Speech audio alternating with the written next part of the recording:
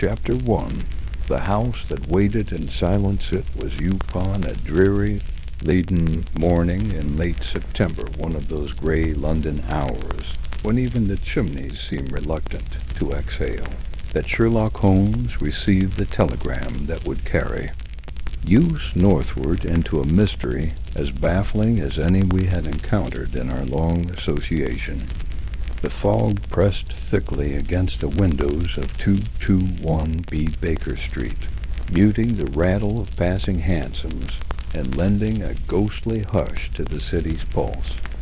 Holmes had been restless all evening, pacing in silence or sitting cross-legged on the hearth rug, deeply immersed in the morning's pile of international newspapers. When Mrs. Hudson brought in the telegram, I half expected him to ignore it altogether, as he often did when preoccupied. But he broke from his trance the moment she said, "Edinburgh postmark, sir." He snatched it from the tray, tore the envelope with a flick of his long fingers, and scanned the message. His sharp features darkened with interest. I leaned forward. "Something serious?" He handed me the page. "Urgent. 2 peers of the realm missing from Leith Harbor Estate, Lord Bainsford and Lord Ellison. Circumstances strange. Discretion essential. Request your presence immediately. Constable James Thornton." 2 peers? I said, rereading the terse line. "Disappeared without a trace? 2 titled men vanish simultaneously from a seaside estate," Holmes murmured, already on his feet, at the very edge of the Empire's breath. "Now that is not a coincidence. As a summons." He moved briskly to his writing desk, already laying out his travel case. "We leave for Edinburgh on the 3 o'clock express." The journey north was damp and uneventful. We passed through a landscape dulled by mist and rain, crossing rolling hills and stone villages that receded into the gloom as the train clicked ever onward. Holmes, as was his custom on such occasions, sank into a state of intense silence. He rarely spoke, save for the occasional murmur or scribble in his pocket notebook. I resisted the urge to interrupt Dot. It was only after we passed Durham that Holmes finally spoke. "I am curious, Watson. Consider the tale's 2 noblemen vanishing from the same location on the same night, and no indication of struggle. We must ask not how they vanished, but why together. I assume they were friends?" I asked. Dot. Holmes nodded. "Associates at the very least. Lord Bainsford, John Charles Bainsford, is a man with a reputation for eccentric indulgences, a patron of spiritualists, secret societies, and rather infamously, an attempt to fund a séance aboard a moving barge on the Thames, a man given to spectacle. And Ellison, a quieter figure. The Honorable Percival Ellison is, or was, a Fellow of the Royal Society, known for his work on tidal patterns and geomagnetic anomalies, reserved, bookish, and fond of long absences from the capital. An odd pair, indeed, and yet they dined together the night they vanished. Something brought them to Leith, and something took them away. We arrived in Edinburgh by twilight, the city rising darkly through the mist, like a citadel of stone and spire. Waiting at Waverley Station was a stocky man in a navy greatcoat bearing the insignia of the Leith watch. His face was weather-worn and square, the kind carved by years of coastal wind and quiet skepticism. "Constable James Thornton," he said, extending a hand. "Appreciate you coming, gentlemen." Holmes nodded curtly. "We came for the silence that follows a loud absence, Constable. I hope we are not too late to hear it." Thornton led us to a covered room and offered sparse conversation as we made our way down through Canongate and onto the lower roads leading toward Leith. Gas lamps flickered in the early dark, and the smell of brine grew stronger as we approached. The docks. They were last seen alive on the evening of the 26th, Thornton said. Dined privately at Bainsford House, a manor on the edge of the harbor. According to the staff, both gentlemen retired to their separate rooms by 11. The house was locked. No one entered or left, but by morning gone, no disturbance? Holmes asked. None. Their beds were unused, lamps cold, doors shut from within. Holmes was silent a moment, his fingers pressed steeple-like under his chin. Was there any access to the house from the water? A narrow sea path below the cliff, but no signs of use.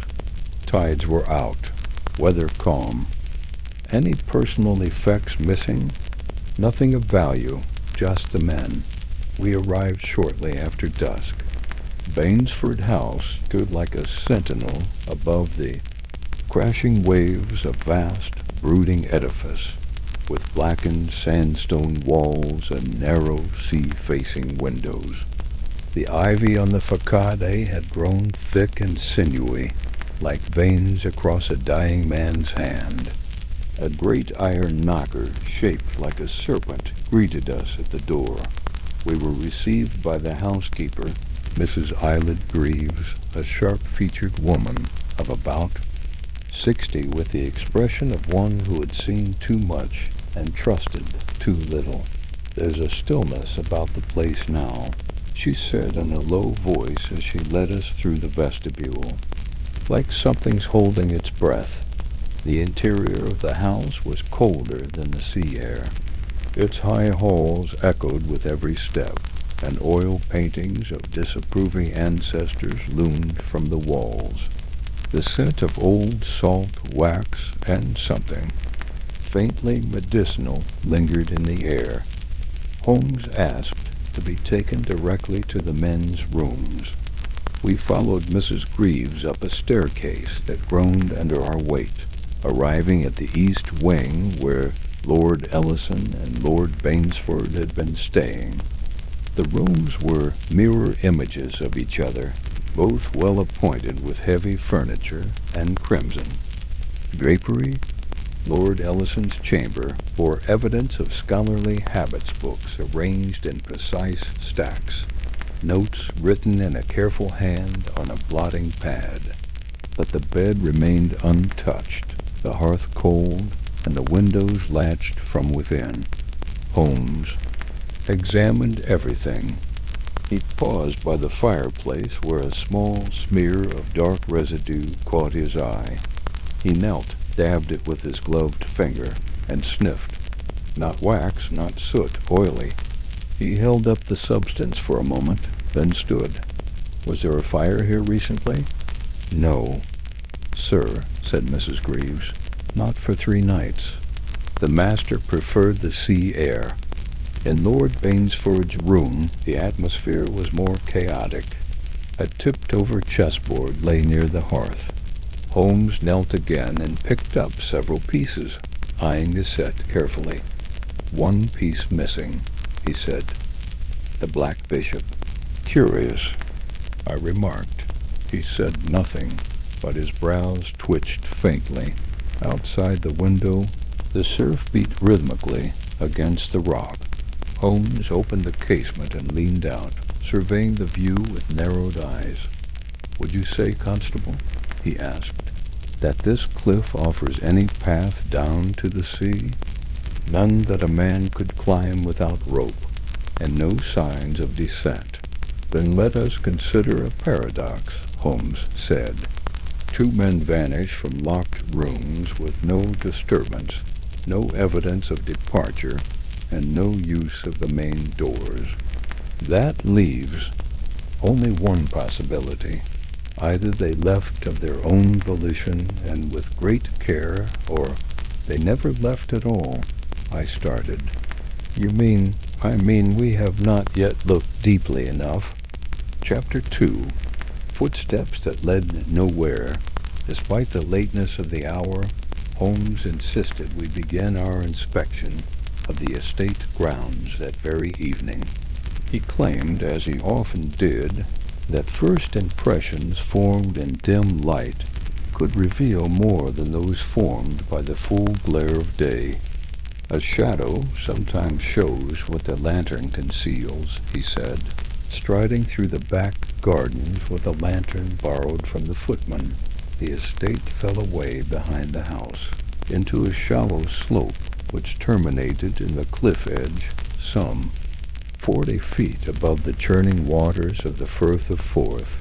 We traced a narrow path, little more than a deer track down toward the bluff's edge, flanked by wind-bent shrubs and wild grass that crackled beneath our feet. Holmes moved with feline grace, the lantern swinging in one hand, casting long, crooked shadows across the ground.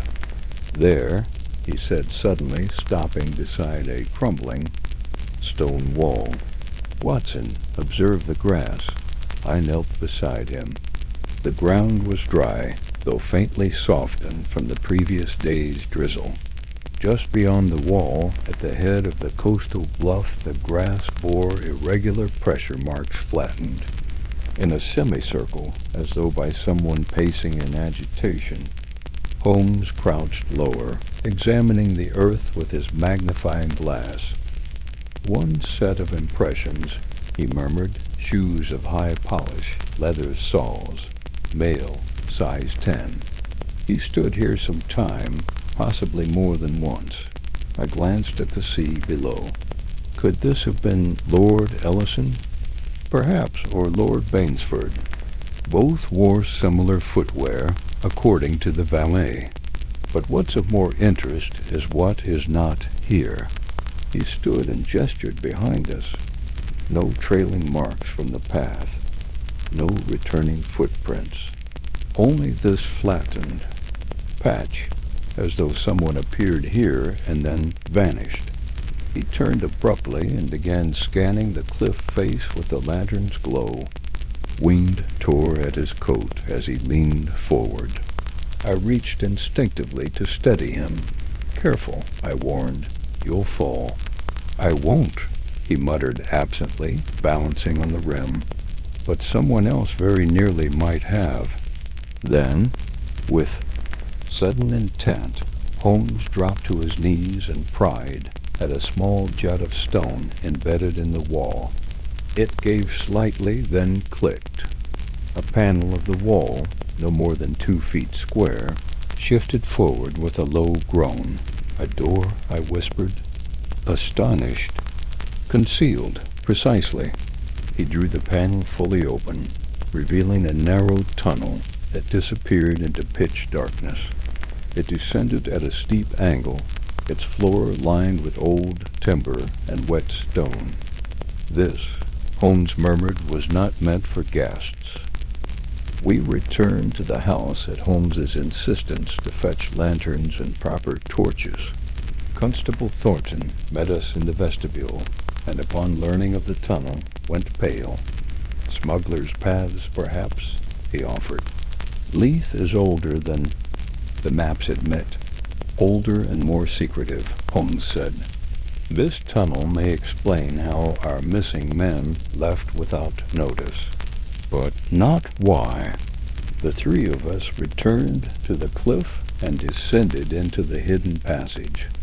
The air grew colder with each step, and the scent of salt and mildew clung to the damp walls. After some 50 feet, the tunnel split. One branch veered toward the sea. Its descent, too, treacherous to attempt without rope, while the other curved. Beneath the estate, Holmes took the latter path. This, he said, tapping the wall with his cane, was carved with care. Not just a contraband route, too stable, too deliberate. After another 100 paces, we reached an arched door oak, iron-bound, ancient. Holmes examined the lock, which bore fresh scratches. Opened recently, he noted. by someone who knew what they were doing. He pushed it open. Beyond was a small chamber, domed like a wine cellar. It was lit by a single oil lantern, its flame guttering weakly on a central table. On that table lay an array of objects, laid out with obsessive precision. A chessboard, black bishop missing, a vial, sealed and unlabeled, a scrap of parchment bearing a Latin phrase, Silentium invenit, VERITATEEM.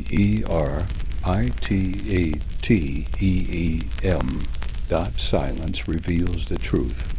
Holmes studied the items for several minutes, saying nothing. Thornton remained still, visibly unsettled. I examined the walls, which were carved with strange looping patterns, part occult, part alchemical. "Holmes," I murmured, "is this some secret society?" "Not precisely. More of an echo. A gathering of minds who once believed. Knowledge lived best in the dark. Leith had many such circles." He gestured to the parchment. "This chamber was prepared as a shrine, or a trap." I frowned. "Could the lords have come here willingly? Bainsford, perhaps. He fancied himself a seeker of mysteries. But Ellison, less likely. His interest was in phenomena natural science, not mysticism." Thornton cleared his throat. "There's been talk, sir, among the staff, of music coming from the cellars at night, of flickering lights, and more than one servant claims to have heard voices in the walls." Holmes gave him a long look. "And you believed none of it?" The constable hesitated. I didn't want to. Holmes pocketed the parchment, examined the chessboard again, and gently lifted the vial to the light. No odor, no residue, but heavy. He turned to me. "Watson, I suspect this vial contains a chemical compound, not poison, but sedative. Something to dull the senses. Drugged? Perhaps only one of them. Perhaps both. But the presence of this place prepared in advance.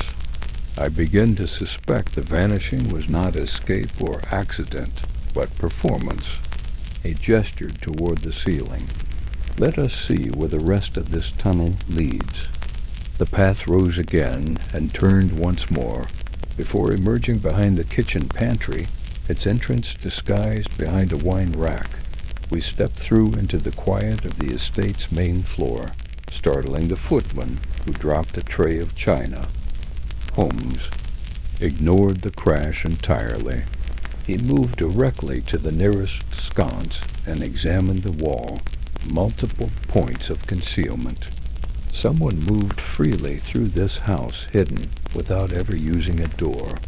I followed him to the study, where Lord Bainsford had kept his private papers. Holmes rifled through the drawers until he produced a small journal, leather-bound, its edges damp dot. He opened it.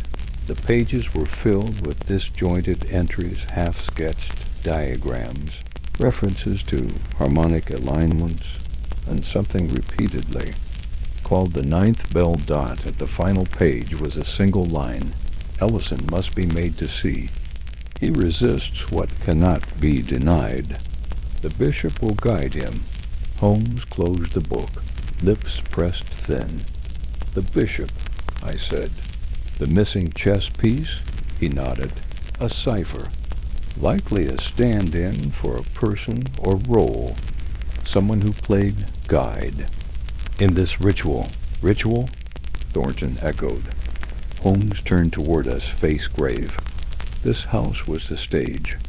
The tunnel was the entrance.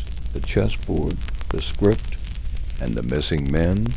Perhaps the audience, perhaps the sacrifice. By the time we retired that night, the sea had begun to swell with the whisper of an incoming tide." Holmes stood at the window, pipe in hand, watching the waters rise like ink across the sand. "Watson," he said quietly, "we are not dealing with a mere disappearance. This is a game, and the rules were written long before we arrived." He turned to me. "The question now is not who moved the bishop, but who commands the board." Chapter 3. The echo of the 9th bell the following morning rose not with light, but with a gloom peculiar to Scotland's eastern coast mist, clinging to every gable and chimney, as though the sea had decided to creep inland and listen at every keyhole. Even at breakfast, the dining room of Bainsford House remained half lit, the tall windows admitting only a watery, reluctant gray. Holmes, of course, was already awake when I entered, seated at the long oak table with a plate of toast untouched. Before him, he was peering through Lord Bainsford's leather-bound journal with the intensity of a man reading prophecy. "A curious mind, this Bainsford," he said without greeting. "More obsessed and unstable, I think, though one rarely excludes the other." I poured myself tea. "Did you sleep at all?" He waved the notion away with a distracted hand. "Sleep is for the satisfied. I am not yet convinced we have found even the question, let alone the answer." He tapped the journal.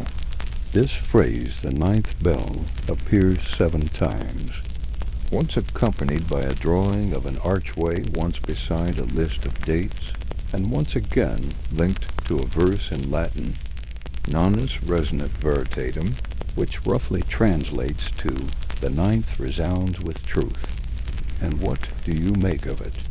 "I suspect it refers to more than sound.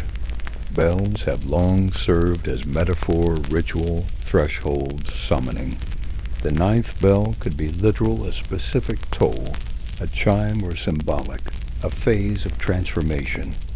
He turned the book toward me, pointing to one of the later entries. The writing here had become erratic, slanted, and spidery. "Ellison has grown difficult, refuses the final step, claims the circle cannot be reopened without consequence. But the bell waits. Always the bell. He speaks of Ellison as a skeptic," Holmes continued, "which fits what we know. Lord Ellison was not prone to spiritualism or games of the occult. But then why would he agree to come here?" I asked. Holmes's eyes gleamed. "That, my dear Watson, is what we must ask Lady Helena. Lady Helena Ellison, the widow of Lord Ellison's older brother, resided in Edinburgh proper, in a townhouse of quietly aristocratic restraint on Randolph Crescent. A woman of formidable poise and cold clarity, she received us mid-morning with a cool formality that reminded me of polished steel, gracious but unyielding. She wore black morning silk and a silver brooch of Celtic design that gleamed sharply in the firelight. When Holmes explained our investigation into her late brother-in-law's disappearance, she showed no surprise, only a faint tightening at the corner of her mouth. "I warned Percy," she said, pouring tea with clinical precision. "John Bainsford was not a man to be trusted. He wielded curiosity like a scalpel, too often, without regard for the thing being cut." "But they had corresponded?" Holmes asked. She nodded once. "For years. Percy was fascinated by anomalies, geological, magnetic, gravitational. He believed in a kind of harmony to the natural world, one that extended beyond science, but not into mysticism. Bainsford lured him with promises of discovery, old sites, ancient symbols, devices hidden along the coast." "Devices?" I repeated. "Stonework," she clarified. "He claimed there were ruins along the cliffs of Leith that predated Roman occupation, circles, bells, tones that resonated through the rock. Percy dismissed most of it as romantic nonsense, but he agreed to visit to disprove Bainsford, not support him. Holmes's fingers pressed together. So Lord Ellison came to Bainsford House not as a convert but as a skeptic. Lady Helena looked up, her gaze sharp. He came to warn Bainsford. He believed the man was tampering with something dangerous, not supernatural, psychological. There was a silence then, deep and absolute. "And this journal," Holmes said softly, "does it mention a group, a circle?" Helena's mouth thinned, only in fragments. Percy once hinted that Bainsford had resurrected an old gathering, a society that met by the sea, to restore the ancient harmony. It sounded harmless enough until Bainsford began speaking in codes. Numbers, bells, tones, and then disappearances. My heart stirred at that. "Disappearances?" She nodded. "A German antiquarian vanished last spring after a visit to the house, and a student from the university the year before. Both were said to have drowned, both near the same cliffs." Were these reports investigated? Briefly, but no bodies were found, no cause determined. They were, as always, written off as accidents. Holmes stood then, his coat already in hand. "Lady Helena," he said with grave courtesy, "you've been most helpful. If you're late, brother-in-law is still alive. I intend to find him. If not, I will at least uncover what Bainsford's final bell was meant to summon." We returned to Leith by noon, but Holmes insisted we stop at the public archives before returning to the estate. The clerk on duty, a young man with nervous energy and inky fingertips, offered us access to the local gazette and church records, dating back to the early 18th century. For nearly 2 hours, Holmes combed through brittle sheets of newsprint and yellowing ledgers until he produced a page with a triumphant grunt. "Watson, look here." I bent over the article, printed in a florid script. "Leith, October 1823. Reports persist of a gathering upon the old Darnley Cliffs, known as the Sons of the Ninth Bell. Local villagers speak of chanting, fires, and the tolling of a bell said to summon visions or dreams. The society is believed disbanded after the disappearance of its founder, Professor Thaddeus Kerr." He flipped to another entry, dated 10 years later. "The return of the ninth. Whispers. A bound of a new group forming near the same grounds, claiming access to sonic vibrations buried beneath the coast. 2 students from Greyfriars Academy reported missing." Holmes straightened. "It seems Bainsford was not the first to chase the bell. Do you think he believed it real?" "I think," Holmes said carefully, "that he found a way to make others believe it." That evening, we explored the west wing of Bainsford House, an area previously closed for renovations. The rooms were dust-laden, half-covered in cloth, with signs of age and abandonment. But in the library, at the end of the hall, Holmes found something extraordinary. A carved panel hidden behind a case of naval charts slid open to reveal a chamber bare, circular, with polished stone walls and a central pedestal. Upon it sat a bronze bell no larger than a man's fist, carved with looping symbols. The air within the room felt different, thick, close, vibrating slightly with each breath. Holmes stepped forward and did not touch the bell, but examined its base. Crystalline wiring, tension hooks. "Watson, this is no mere ornament, it's a frequency device, like a tuning fork. Far more intricate. These inscriptions see here form a harmonic pattern, likely used to test acoustic resonance. The bell could project tones below human hearing. If Bainsford used this during his rituals, he trailed off, eyes narrowed. Could it affect the mind? I asked quietly. In theory, yes. Low-frequency vibrations, especially in confined spaces, have been known to produce disorientation, hallucinations, even loss of time. He turned to me. Imagine convincing someone they've experienced a vision not with wine or chant, but with science. So Ellison may have been drugged, and then subjected to this. Holmes looked at the bell a long time. Watson, we may not be chasing a cult. We may be chasing an experiment. As we sealed the room behind us and returned to the main floor, I saw the shadow pass across Holmes's face again, that tightening around the eyes.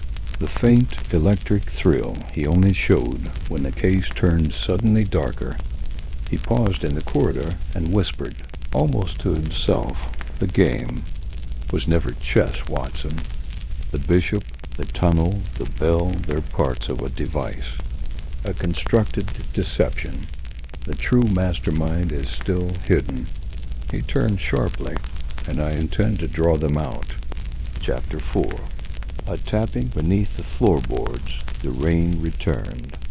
That evening, not the soft drizzle of the morning, but a steady, insistent downpour that blurred the lanterns of Leith harbor into golden smears upon the slick cobblestones.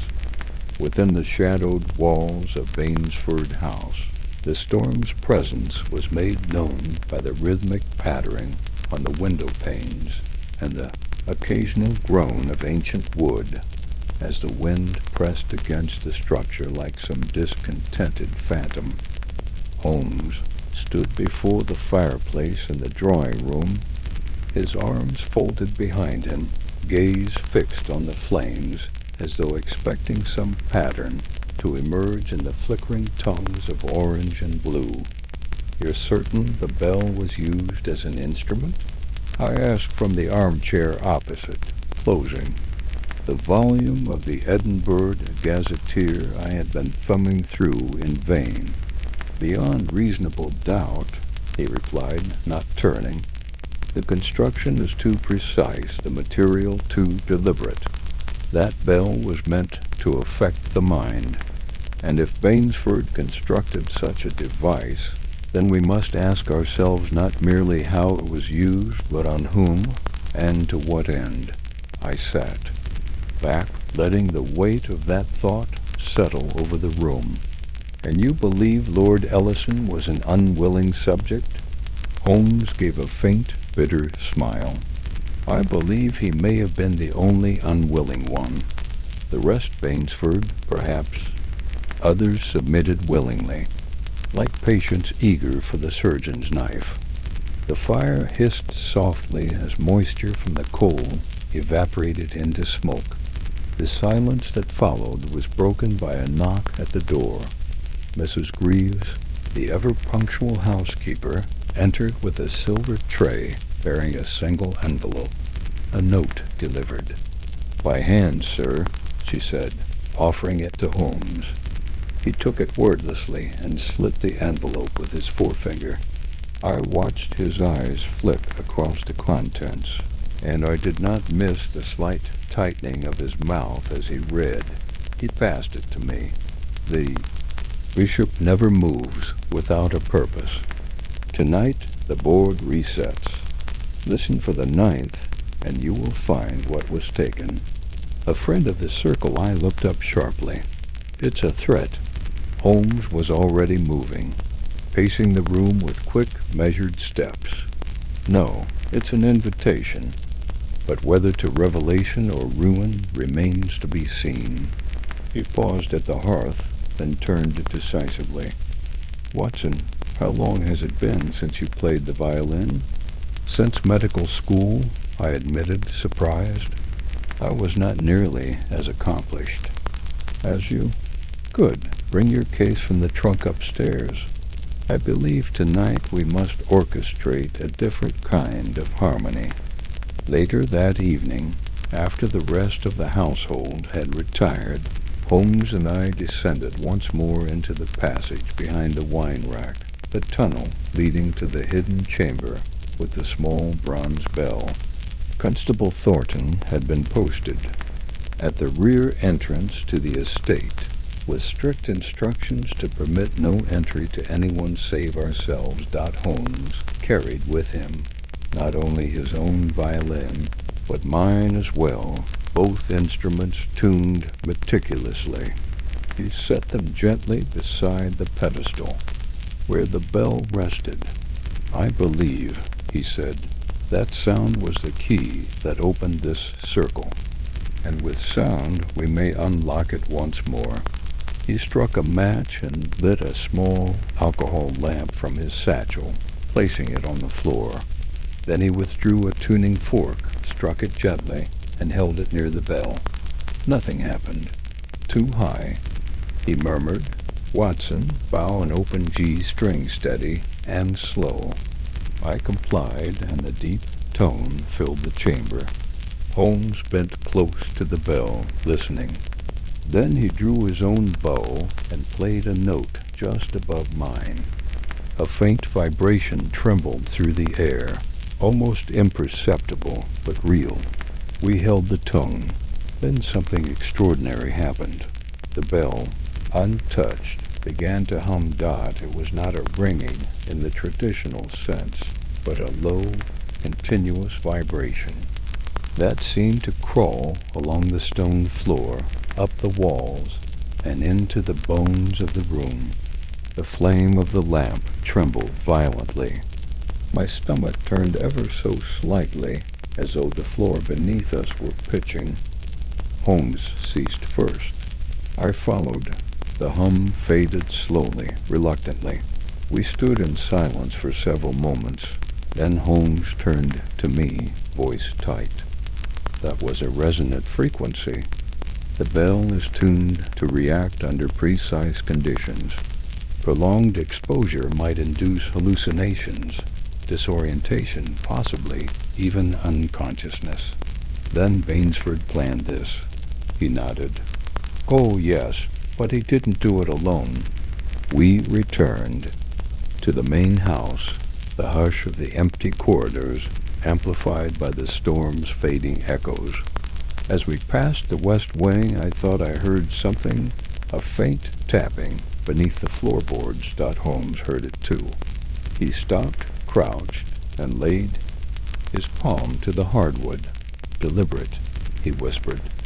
"Paste, not wind nor rats. Someone is beneath us." We retrieved lanterns and made our way to the butler's quarters on the ground floor, where a narrow servant's stairwell led downward to the old storage cellar, a part of the house not listed on any recent architectural plan. At the foot of the steps we found a heavy door, bolted from the outside. Holmes hesitated. "You are armed, Watson?" I nodded, drawing my revolver. Holmes unlatched the bolt and pulled open the door. The air that issued forth was warm, stale, and heavy with the scent of oil and unwashed cloth. We descended into the chamber, small, windowless, lit only by a flickering lantern resting on a crate, and there in the corner, bound to a chair by lengths of cord, and with a rag stuffed into his mouth, was a man middle-aged, bespectacled, hollow-eyed, but unmistakable, Lord Percival Ellison. I cried. We rushed forward. Holmes cut the bindings with his penknife, and I removed the gag. The man slumped forward, coughing and gasping as though surfacing from underwater. "You're safe," I assured him. "You're safe now." He looked up at Holmes and through cracked lips whispered, "The bell. Don't let them ring it again." We carried him upstairs and roused the house. Mrs. Greaves prepared broth, and Thornton sent for a physician. Ellison had been missing for nearly 8 days, held, as it turned out, in a soundproofed sub-cellar once used for wine, but converted into a makeshift prison. He had been drugged initially, then kept sedated and blindfolded. Holmes questioned him gently but firmly. "What do you remember?" Ellison's voice was hoarse but clear. "A ceremony, or something like it. I remember the bell, its sound, low, pulsing. Bainsford stood beside it, speaking nonsense numbers, tones. There were others, 2, 3, or 4 men I did not recognize. Hooded, they called themselves the Circle. What happened? I argued, told them the frequencies were dangerous. I think Bainsford struck me. I woke later in that cell. Did Bainsford say where he intended to go?" Ellison's eyes flared with fear. He said he would open the 9th gate, said the tide would carry the sound into the sea, that the whole coast would hear the truth. He was going to the chapel, the old ruins on the crag. Holmes straightened at once. "We have no time to lose." Chapter 5. The Chapel on the Crag. The storm had abated, leaving behind a saturated hush over the estate and the dark Scottish hills beyond, though the skies above Leith remained slate-colored and heavy. The air carried that strange stillness which often comes after a night of upheaval, when the world momentarily holds its breath. Holmes had already summoned Constable Thornton and dispatched him with instructions to alert the local constabulary and request a discreet presence around the ruins known locally as the Chapel of St. Kieran.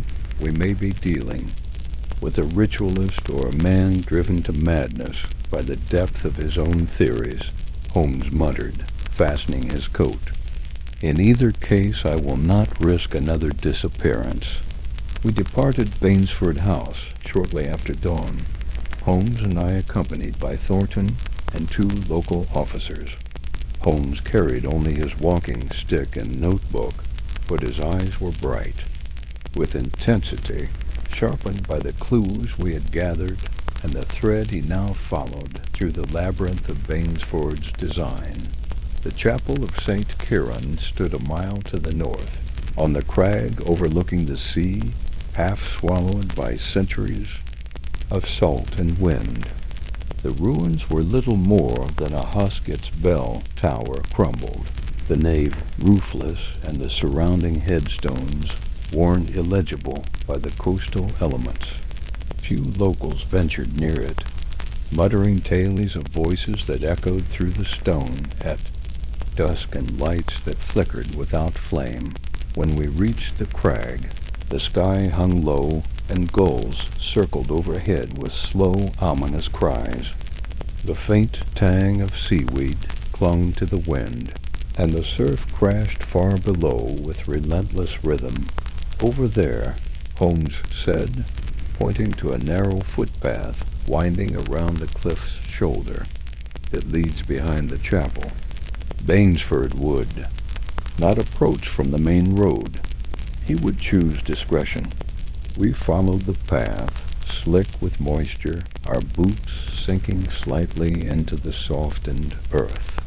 Behind the chapel, the ground widened into a circular clearing, flanked by jutting stones' natural formations, though they bore the look of standing stones or markers.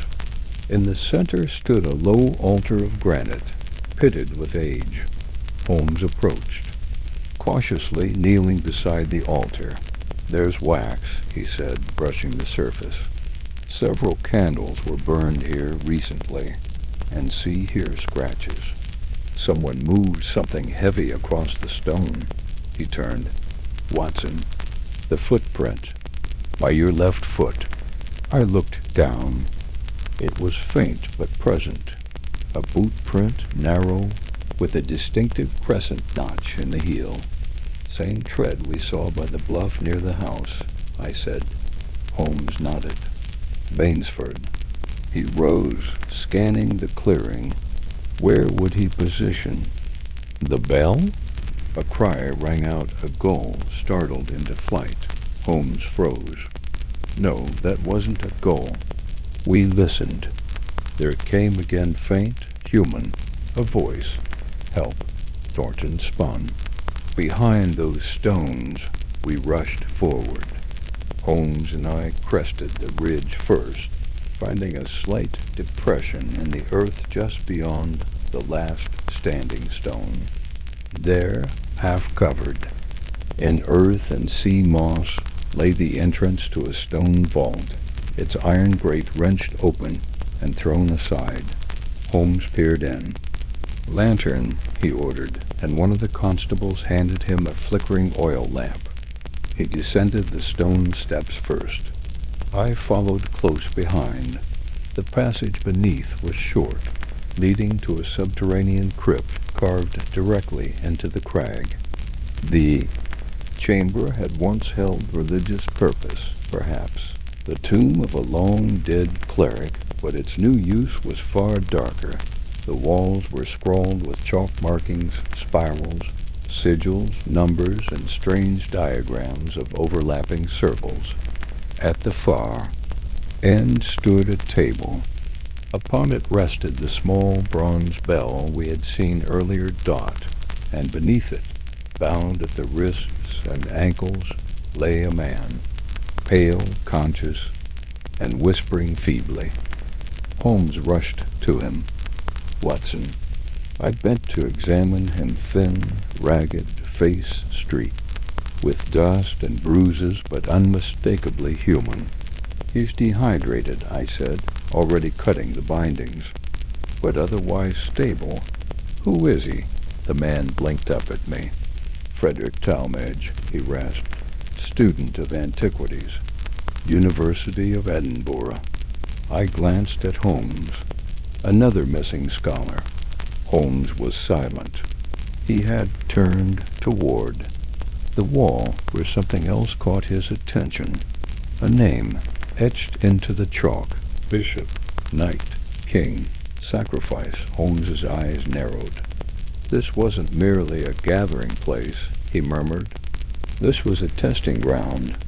He returned to the table and examined the bell again, then turned to Talmage. "Tell me, what did Bainsford do here?"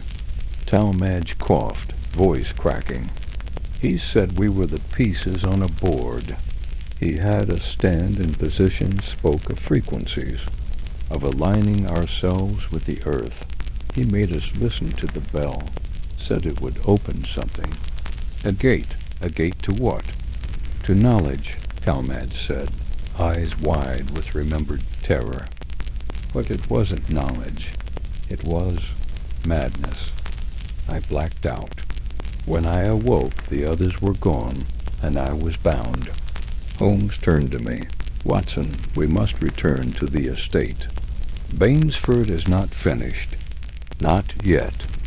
We left Talmage in the care of the constables, and Holmes and I hastened back across the moorland toward Bainsford House.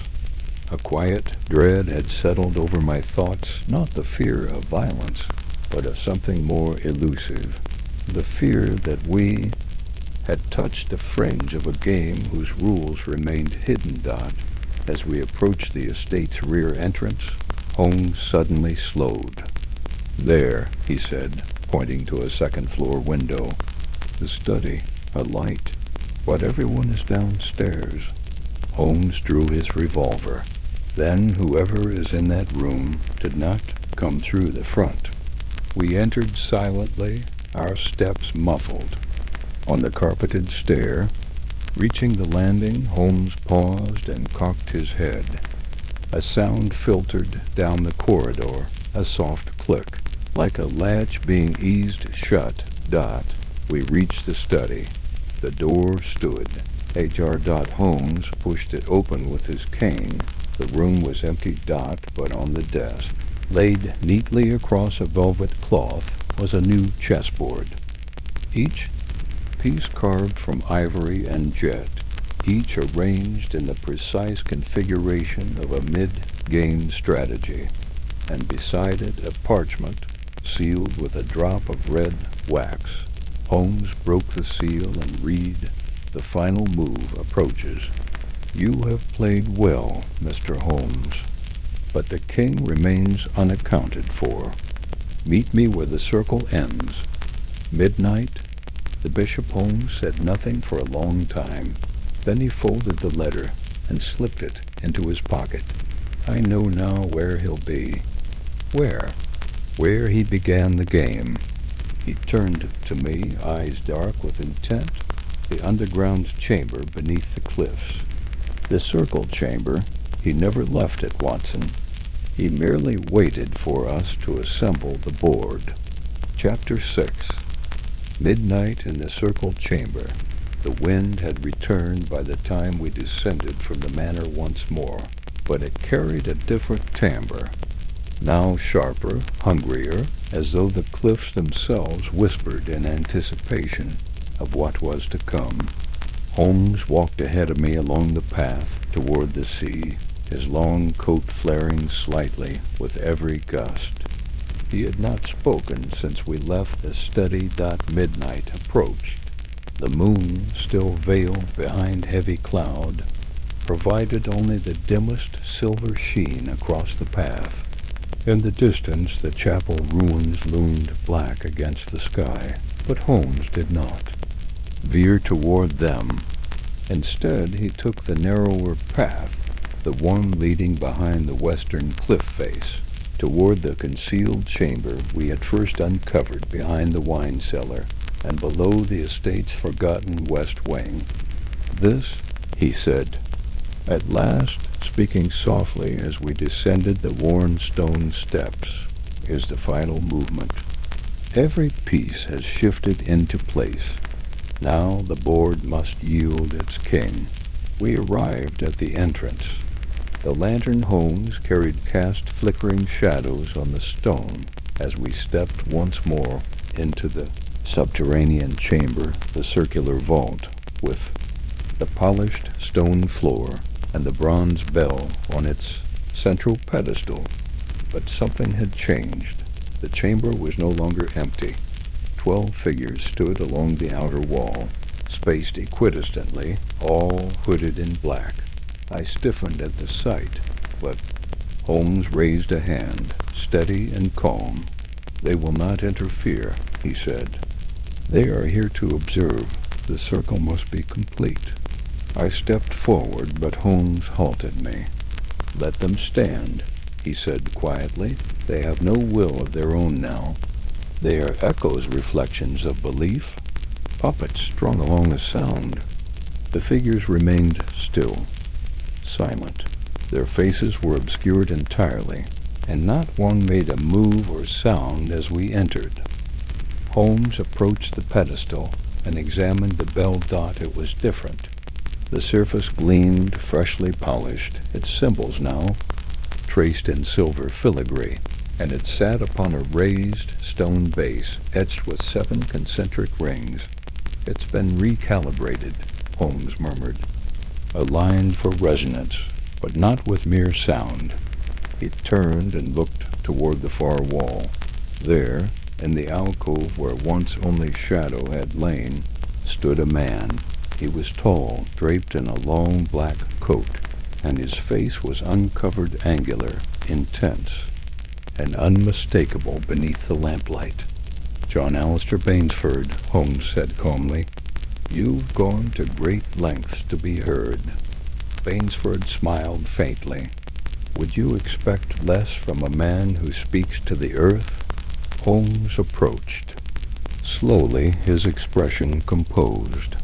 "Tell me," he said, "was it always your intention to vanish, or did madness find you in the process?" Bainsford tilted his head slightly. "Neither. The plan was never madness. It was clarity. You cannot understand what I've built until you let go of the need to control it." Holmes's gaze darkened. "You drugged Ellison? You abducted Talmadge? You manipulated those drawn to you with illusions of knowledge when all you offered was dissonance." "I offered resonance," Bainsford replied firmly. You hear only chaos because you lack the key. But when the bell tolls in the true frequency, it aligns with the very geology of the coast. It speaks to what lies beneath the harmonic pulse that predates your science, and those who hear it see. You stepped forward, eyes burning now. They see the shape of things beyond memory, beyond time. That's what the circle was founded for, to restore that pattern. You mean to manipulate it, Holmes said coldly, to bring others under its sway. You chose your subjects, carefully intellectuals, rational men, because you knew that when they faltered, their collapse would seem more complete. You wanted them to break, Bainsford. And some did, Bainsford said, no remorse in his tone. But they had to. The mind must first shatter to realign with deeper frequencies. You justify cruelty with pseudo-science, Holmes replied. You are not an oracle. You are a coward who hides behind noise and shadow. Bainsford's smile flickered. And yet you came. You played. You advanced your pawn to the final rank. He gestured to the 12 silent observers. Let us finish the game, Holmes. He reached for the bell. Holmes moved swiftly. No. But Bainsford did not touch it. Instead, he drew a small tuning fork from his coat crafted of dark metal, with a crystalline stem. He struck it lightly against the stone base. A note sounded pure, low, and sustained dot, and the bell responded dot. It began to vibrate, first gently, then with growing intensity. The symbols upon it shimmered as though alive, and a low hum filled the room rising from the floor itself. The air grew thick. My breath caught in my throat. The stone beneath our feet seemed to ripple ever so slightly. The hooded figures did not move, but I thought I saw one raise its head. The chamber was no longer merely a room, it breathed. Watson. Holmes's voice cut through the distortion. Take the pitch pipe from my coat pocket. I fumbled, found it, and passed it to him. Holmes raised it to his lips and blew a sharp note higher than the fork's tone, discordant. The bell's hum wavered. He blew again, and this time the resonance collapsed. The bell gave a final metallic whine and ceased vibrating. The hooded figures collapsed. Not dramatically, not violently. They simply fell, like puppets with their strings cut. One by one, each sank to their knees or toppled sideways, unconscious or unresponsive. Bainsford staggered. No, he whispered. You disrupted the field. Holmes stepped toward him, cane in hand. You lost control, he said. You turned science into seduction and your worshippers into instruments. But every tone has its counterpoint, Bainsford, and every frequency its dissonance. Thornton appeared at the stair with 2 constables behind him, weapons drawn. It's over, Holmes said. Bainsford did not resist as they moved forward to restrain him. He simply looked at the bell once more, almost reverently. It was only beginning, he murmured. You don't understand. The circle, Holmes interrupted, has been broken. It was well past 1 in the morning when we returned to the surface. The clouds had broken at last, and pale starlight spilled over the hills as we crossed the wet fields back toward Bainsford House. Holmes walked in silence for a time, the bell wrapped carefully in a cloth and carried under his arm. Eventually, he spoke. He believed it, you know. Bainsford? Holmes nodded. He believed he had uncovered a fundamental resonance, an ancient tone buried in the stone. But what he uncovered was far more dangerous: the power of influence. The mind, Watson, is a resonant instrument, and Bainsford was a virtuoso. And yet you disrupted it. Not disrupted, Holmes said. Neutralized. His system was built on symmetry, notes, positions, structure. I introduced chaos into a closed pattern. One discordant frequency, and his illusion unraveled. He paused, looking up at the moonlit manor. But the true danger, my friend, was not the bell itself. It was the willingness of minds to surrender to it. Chapter 7. The Circle Within the Circle. The moonlight cast long, fragmented shadows across the drawing-room floor as Holmes and I sat in silence. The only sound, the soft tick of the long case, clock in the corner, and the gentle crackle of firewood in the grate. Bainsford had been taken into custody by the local authorities, and the unconscious members of the circle were under medical supervision at Leith's infirmary. Lord Ellison remained in his guest room, recovering under a nurse's care, while Frederick Talmadge slept fitfully in a room adjoining ours, occasionally murmuring disjointed phrases in his sleep. And yet, despite the culmination of so many threads, Holmes had not rested. The bell wrapped now in layers of cloth, and locked in a chest beneath the hearth seemed to emanate a kind of conceptual gravity, as though even muted and inert, its presence weighed on Holmes's mind. He sat in his usual fashion, fingers steepled under his chin, eyes half-lidded but unblinking. "There are still matters unresolved," he said suddenly. I looked up from the notes I had been attempting to organize. Bainsford's methods?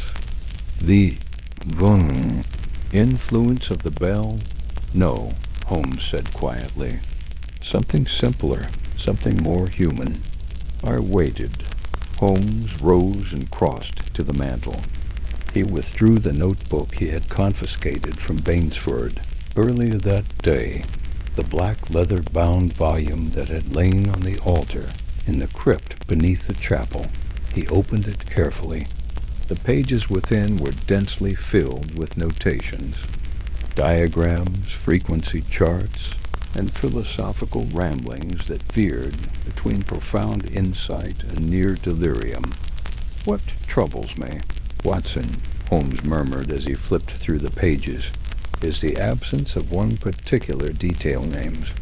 I frowned. "You mean the identities of the circle members?" "Precisely. Bainsford kept meticulous records of resonance experiments, tonal experiments, lunar cycles, even tidal influences. But nowhere does he record who comprised the circle. No initials, no references, no annotations of recruitment or initiation. It is as though the circle operated without individuals." "Perhaps that was intentional," I said. "A safeguard?" "Or a deception," Holmes said, pausing on a page. "Consider 12 men drawn from different disciplines. Scholars, nobles, thinkers, each missing, each returned broken or silenced. Yet none of them, save Ellison and Talmadge, have come forward or been found." I leaned forward. "You think the others are dead?" "I think," Holmes said grimly, "that we have not yet met them." The following morning, over a breakfast that neither of us truly touched, Holmes dictated a message to be sent via telegram to Inspector Lestrade at Scotland Yard, requesting background checks on every known associate of John Alistair Bainsford during his tenure at King's College and the University of Edinburgh. He also requested names of any recent patients released from private institutions over the past 3 years, matching the age, and profile of the missing scholars. "Lestrade will be slow but thorough," Holmes muttered, sealing the envelope.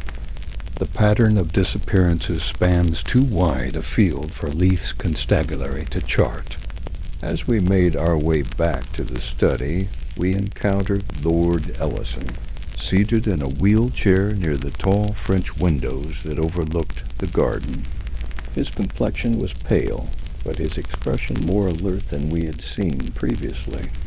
"Mr. Holmes," he said softly. "Doctor." Holmes inclined his head. "You're improving." "I'm beginning to remember things," Ellison said, his voice still hoarse, though I don't know if I wish to. Holmes moved beside him. "Anything you recall may prove crucial, no matter how minor." Ellison nodded slowly. "There was a dinner some months ago at Bainsford's house in Edinburgh. Not an ordinary one. He'd invited several guests, intellectuals mostly, historians, archaeologists, linguists, but there were others too, a judge, a banker from Glasgow, and someone from the Foreign Office I remember because he arrived with a government carriage. I thought it strange at the time." Holmes's eyes sharpened. "Do you recall his name?" "I don't. Only that he had a limp and spoke with a pronounced Midlands accent." Holmes rose. "Thank you, Lord Ellison. That is more valuable than you know." Back in the study, Holmes retrieved a sheaf of correspondence that had been delivered by morning post. Among them was a reply from the Edinburgh Constabulary regarding Bainsford's estate. The property had been under investigation for months by local authorities after neighbors complained of strange sounds, chanting, and unusual vibrations that reportedly made animals restless and shattered a window on a nearby property. The estate had been vacated for weeks with no sign of Bainsford himself. But what caught Holmes's attention was the final line of the report. One of the constables claimed to have found a second bell identical in design, though damaged. It has been transferred to the university's Department of Antiquities. Holmes sat back in his chair. "Two bells," he said softly. I blinked. "A duplicate, or a prototype," Holmes replied. "Or worse, a companion. If these devices were intended to resonate together, then Bainsford's plan may not have been limited to a single location." He stood abruptly. "We must go to the university." By midday, we arrived at the University of Edinburgh's Department of Antiquities, where we were received by a harried curator named Dr. Helena Strathclyde. She led us to a storage chamber lined with iron racks and musty scrolls. Where the second bell was housed in a glass-case dot, it was unmistakably similar, same size, same alloy, same intricate markings, but it had been fractured down the side, as though struck with great force. A portion of the rim was missing. "It arrived a fortnight ago," Dr. Strathclyde said. "We were told it was a failed casting recovered from Bainsford's property, but I found no casting marks." Holmes circled the case slowly. "It wasn't a duplicate," he said at last. "It was a pair." He turned to me. "Watson, do you recall the arrangement of the bell's pedestal? The concentric rings?" "Of course. There were two inner notches positions for two sources of resonance, not one." "You mean—" "The ceremony was incomplete," Holmes finished. "Bainsford never finished the ritual, because the second bell had already cracked, possibly from testing perhaps during one of his earlier experiments.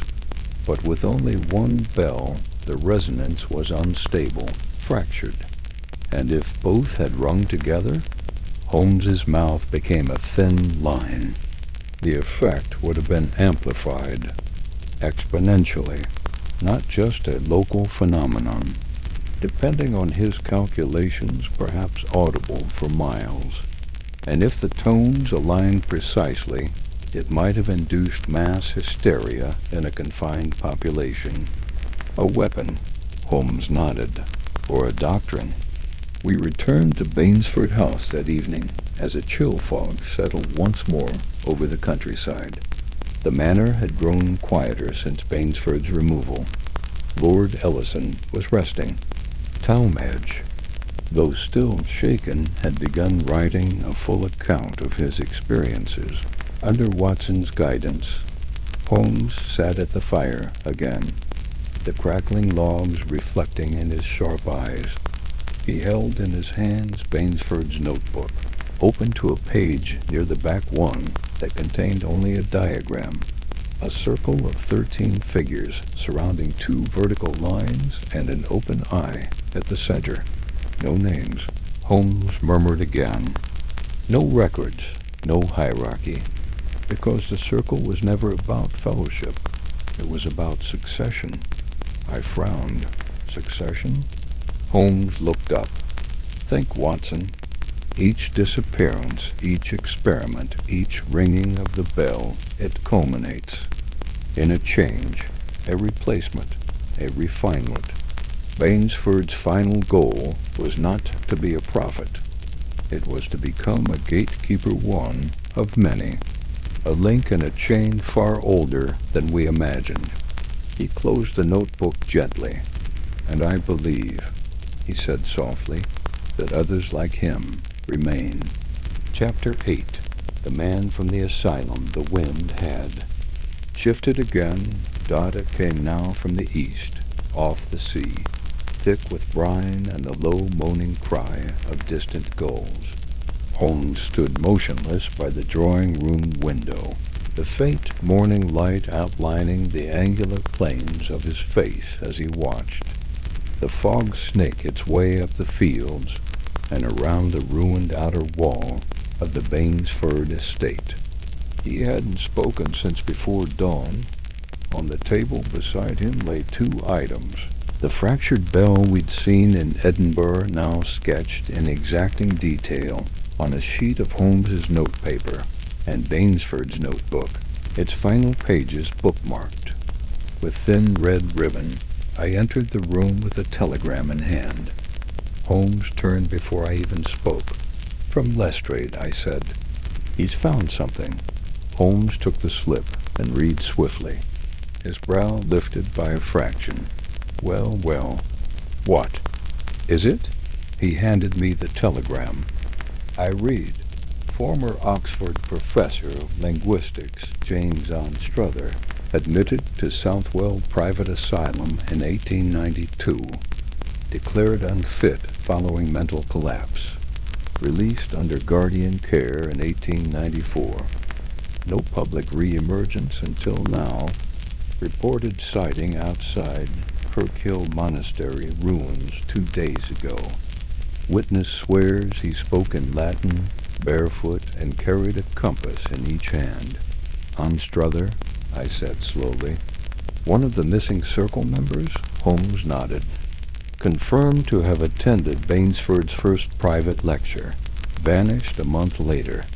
His family claimed he'd gone to India. And yet here he is, wandering outside a ruined monastery in bare feet and clutching navigational tools. Not wandering, Holmes murmured, already reaching for his coat. Mapping. We set off shortly after breakfast, journeying northeast. By hired trap through the chill countryside toward Kirkhill Monastery, a crumbling 13th century ruin now overrun by moss and sheep. The journey was a quiet one. Holmes barely spoke, and I found myself studying his profile sharp, pale, almost hawk-like in thought. What do you make of it? I asked eventually. He didn't look up. If Anstruther has returned to the surface, so to speak, then it means the circle's influence did not end with Bainsford. It continued latent, perhaps, but persistent. The fracture may not have collapsed the whole structure, only scattered its pieces. You believe Anstruther's presence at Kirk Hill is deliberate? Holmes nodded. No lunatic wanders the moors barefoot with a compass in each hand unless he's either hopelessly lost or hoping to find something most others wouldn't dare seek.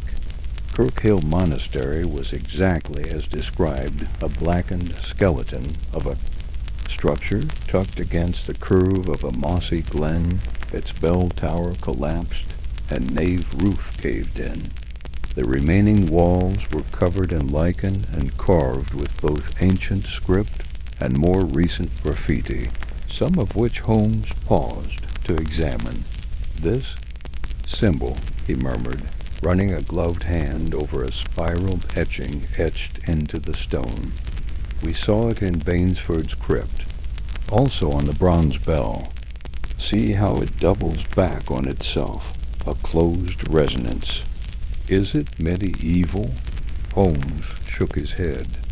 "No, it's older than the monastery, possibly older than writing. The monks reused stone when they built their walls. This was likely part of a standing stone or older druidic marker." Just then, from behind the broken archway of what had once been the sacristy, came the sound of crunching gravel. Holmes signaled me to stop. We listened. A figure emerged slowly into view. He was tall and stooped, clad in a long woolen coat stained with earth. His beard was ragged, and his hair hung in wild white strands from beneath a battered cap. Around his neck hung 2 compasses, both spinning gently, even though there was no wind. "James Anstruther," Holmes called gently. The man stopped and turned. His eyes were pale, cloudy, but something lucid flickered in them as he squinted at Holmes. "You," he whispered. The one who breaks the tone." Holmes stepped closer. "You remember me?" "I remember the dissonance," Anstruther said. "It came through the gate. It cracked the wheel." Holmes gestured to the compasses. "What are you measuring, Professor?" Anstruther looked down at them. "They pull against each other. That's how I know where the fracture lies. The circle is incomplete. The outer ring has been shattered, but the inner one remains." "What do you mean?" "The architect was not Bainsford," Anstruther said softly. "He was only the mouthpiece. The origin was much older, much deeper."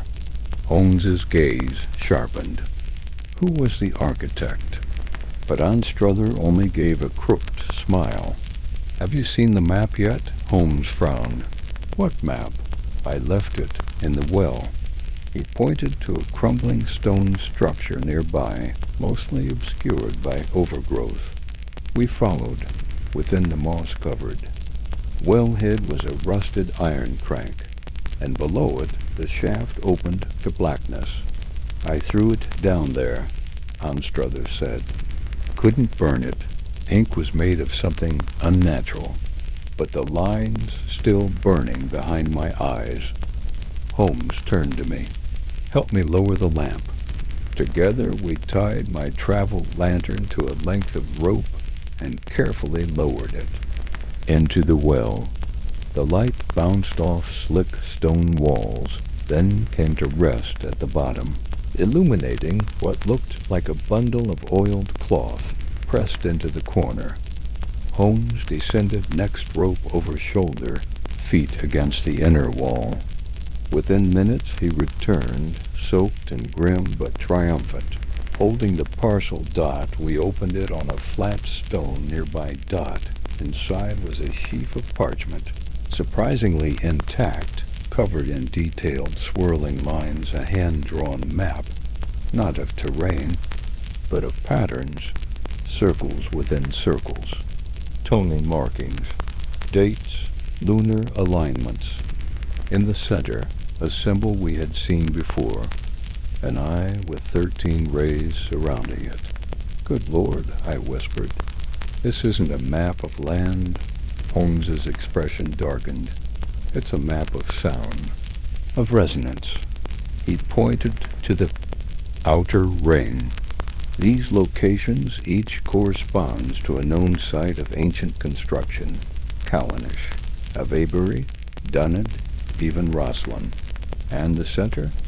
Holmes didn't answer, because at the center, written in Bainsford's precise, spidery script, was one word : Leith. That night.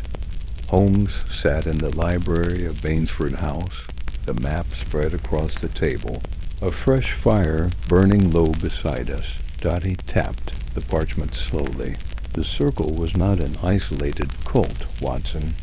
It was a continuation, possibly even a resurrection of something much older, something whose origins lie buried in places we pass by every day, blind to the frequencies beneath our feet.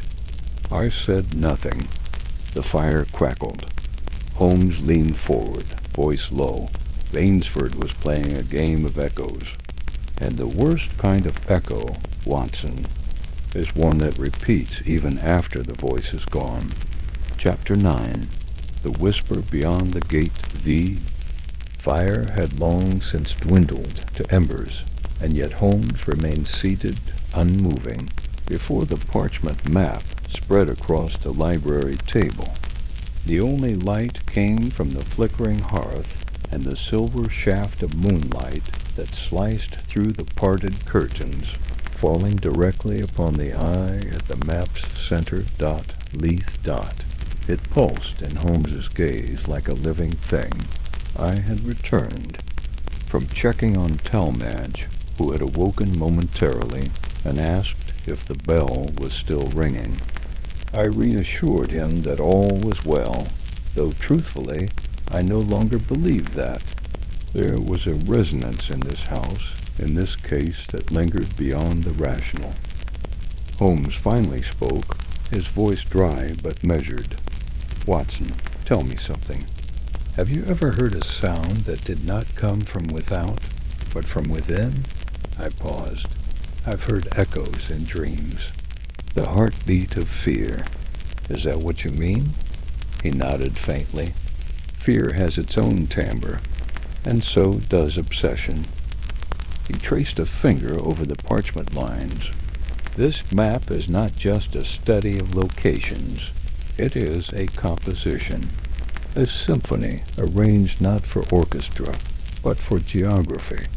Each site, Callanish, Avebury, Rosslyn, marks a point of reverberation, and Leith is the final note, the resolving chord.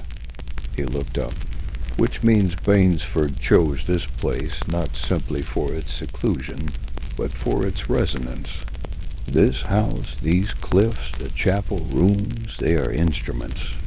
A knock at the door broke the silence. Holmes's eyes narrowed. It's after midnight. No one should be stirring. I moved toward the door, but Holmes rose swiftly and intercepted me. He gestured for me to remain still as he stepped silently to the hall. The knock came again, softer this time. He opened the door sharply. Standing on the threshold was a child, no older than 10, with soot-smudged cheeks and wild, dark hair. She clutched a folded scrap of paper in her hand. Her eyes darted behind Holmes, as though afraid of what might be watching us. I was told to give this to you, she said in a whisper. He said you'd understand. Holmes took the note without speaking, but as he reached into his coat for a coin, the girl turned and fled barefoot, vanishing into the mist like a phantom. Holmes shut the door quietly and unfolded the note. It contained a single sentence. The stone sings again at first light. You are not alone in listening. Below. It, drawn in careful ink, was a familiar sigil, 3 interlocking spirals forming a central void. Holmes frowned. This symbol? It was etched into the stone walls of the Kirkhill ruins. You think the message came from Anstruther? No, he said. His mind is too fragmented for this clarity. Someone else is playing their hand. He looked to the window, and they are watching us. By early dawn, Holmes had already risen and gone out alone.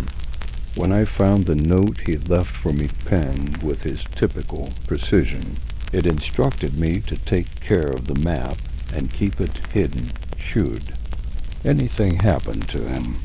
He had gone, he said, to hear the stones sing. I waited until nearly 8:30 before his return. His coat was damp, his boots muddied, and there were fresh scratches across his right cheek, but he was otherwise unshaken. What happened? I asked as he entered the study. He placed a small object on the table, a shard of greenish stone, carved with the same spiral motif as the map. I found it wedged beneath the chapel altar, newly placed. Someone has been there recently. He sat. There were footprints in the soft earth, he continued. 2 sets. One belonged to Anstruther. I recognized the way his heel dragged slightly to the left. But the second was heavier. A man of considerable weight, wearing military-issue boots. I followed the prints until they vanished into the pine grove behind the old stables. I frowned. Military? Do you think the man from the Foreign Office that Ellison mentioned? Precisely what I'm beginning to suspect. This goes deeper than a secret society or an eccentric cult. There are hands behind Bainsford's hands that move in the dark and prefer to remain unseen. He opened the notebook again and drew out a page he'd tucked inside. I compared the symbols on this stone to the etchings in Bainsford's diagrams. There's a common geometry and intentional architecture. Every site he marked adheres to this spiral progression, a pattern of motion. But more than that, it's a timing sequence. Timing? Holmes nodded. Each site was chosen not merely for geography, but for its alignment with seasonal cycles, equinoxes, solstices, lunar nodes. The next alignment occurs in 3 days' time, when the moon is full and closest to the earth. He looked at me. If the circle still breathes. Watson, they will act then. Later that morning, a visitor arrived, a grim-faced inspector from Edinburgh named Giron, sent in response to Holmes's request for updates on the missing scholars. He brought troubling news. One of the men on your list, Professor Alton Ridge, was found dead this morning, Giron reported. He was discovered in his home outside Dunbar, locked from the inside. No signs of struggle. But here's the peculiar part. He produced a photograph. The image showed a man slumped in a chair, eyes wide, lips slightly parted in what seemed to be a smile. Around his neck was a spiral pendant identical to the one Holmes had retrieved from the well. He was smiling. I whispered. Yes, Giron said grimly. According to his valet, he'd been humming to himself for 2 days. Then, last night, he locked himself in and refused to respond to knocks. The door was forced open this morning. Holmes's eyes flicked over the image. This is no suicide, he murmured. This is induction. He was brought back into the circle, then silenced. But by whom? I asked. Holmes looked up slowly. Not Bainsford, not anymore. Someone else is calling the final note. He stood abruptly. We leave for Dunbar at once. We arrived at Ridge's estate by dusk. The air was bracingly cold, and the house had been left under light guard. Holmes was allowed entry due to Giron's. Authority. Inside, the drawing room where Ridge had died remained untouched. Holmes moved through it like a conductor scanning a score. Every object, every scent, every thread under scrutiny. He paused beside the hearth, where a small wooden box had been left open. Inside were several sheets of vellum. He examined them carefully, then held one to the light. "See this?" he said. "This ink fluoresces faintly like the kind Bainsford used. And here, this equation, it matches one we saw in the Edinburgh Bell's etchings." Then Ridge was working on the resonance theory as well, or was coerced into continuing it. He looked toward the fireplace. "And this room was chosen for a reason." He tapped the wall behind the hearth. It rang hollow. "Watson, help." We cleared the hearths around and removed the fire grate, revealing a false stone slab behind it. Holmes pried it loose. Behind it was a narrow tunnel, no more than 5 feet in height, lined with smooth stone and bearing carvings too ancient to date by sight alone. A hidden passage. I said in awe, "No," Holmes said. "A channel. An acoustic chamber." He was building a resonator into the very architecture of his house. And for what purpose? Holmes's voice dropped to a whisper. To carry the sound further. We returned to Leith late that night, and Holmes retired almost immediately to the library, taking Ridge's diagrams with him.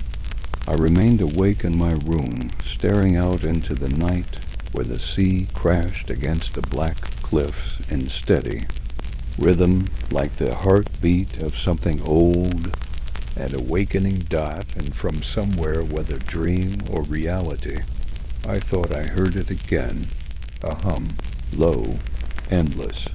And growing. Chapter 10. A pattern in the ashes morning came not with light, but with a dull silver gloom that pressed against the windows of Bainsford House like a damp cloth.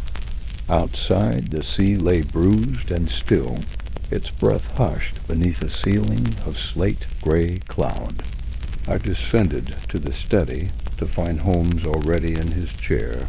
The previous night's diagrams of Professor Ridge's secret tunnel spread out before him, alongside the vellum sheets retrieved from the hidden box.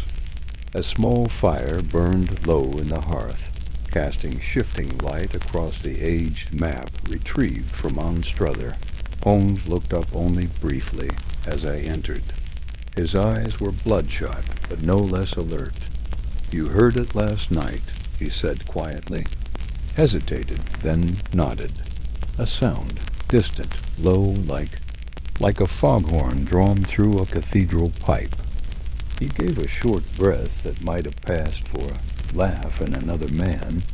"Yes, the same pitch noted in Bainsford's early experiments.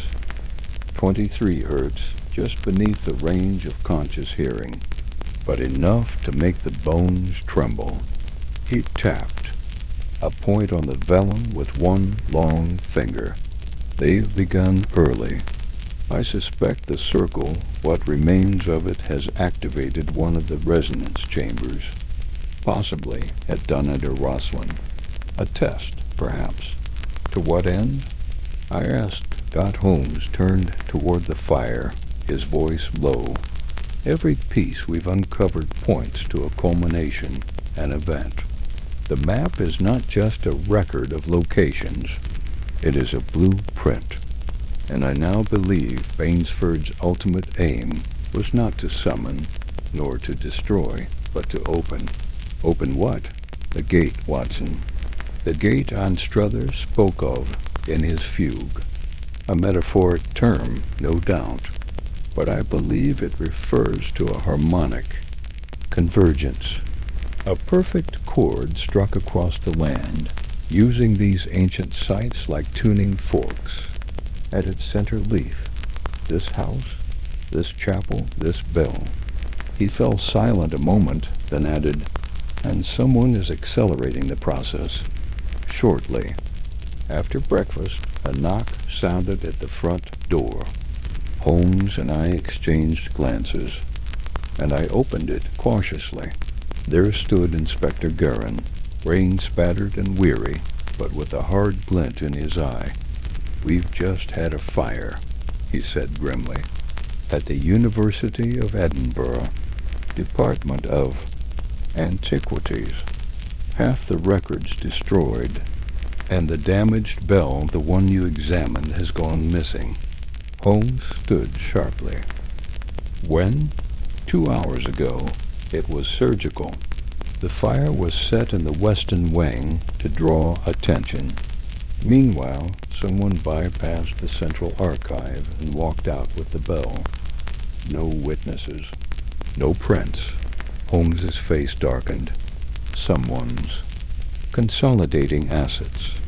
Guerin pulled a sheet of charred parchment from his case. "This is all we salvaged from the professor's office." He kept a separate file on Bainsford. This was pinned to the wall behind a cabinet. Holmes unfolded the brittle page dot. It was a musical staff hand drawn, and over it were etched strange notations. Not Western notes, but symbols, each spiraling outward like fingerprints. Beneath the staff was a short Latin inscription, "Et resonabit anima inter umbras aeternas." I translated aloud, "And the soul shall resonate among eternal shadows." Holmes ran his hand across his mouth. A key, possibly a tone sequence. The alignment of sound to location. It's more than philosophy, Watson. It's design. A ritual engineered through acoustics. He turned to Guerin. "Do you still have men posted at the old seminary in Roslyn?" "A pair, yes. Double them. And have a man posted here at the crypt beneath this house. Whoever stole that bell will return to the source." Guerin hesitated. "You believe someone still intends to use it?" "I believe they already are." That evening brought rain steady, persistent, and strangely warm. Holmes busied himself with mapping the resonance sequence from the stolen parchment against the chart, recovered from Anstruther's well. He pinned both sheets to the wall, using red thread to trace intersecting points. "There," he muttered, "and there. Each site aligns with a lunar apex. But this," he tapped one point, "this falls ahead of schedule." The fire was no accident. It was a reset. I stood beside him, studying the threads. "There are 5 sites," I said. 5 remaining days. "You think they'll activate each in succession?" "Yes. And if the sequence is completed by the full moon, the resonance will converge here. The bell in Leith will be struck again, but this time in harmony with the others. A convergence of frequency." He turned to me. "You remember the reports from the first ringing? The men who went mad, the animals that stampeded, the fissures in the rock." I nodded grimly. "That was with one bell. One site. Now imagine 6, Watson, all calibrated, all singing at once." I swallowed. "What happens then?" Holmes's voice dropped. "We don't know, and that is precisely what terrifies me." Just before midnight, another message arrived this time from the Edinburgh Telegraph Office. Holmes read it with narrowing eyes. "It's from a contact at the ministry," he said. "Someone has been querying classified excavation records from 1879. The excavation of the standing stones at Leith." I frowned. "That site was sealed, was it not?" "Officially, yes," Holmes said.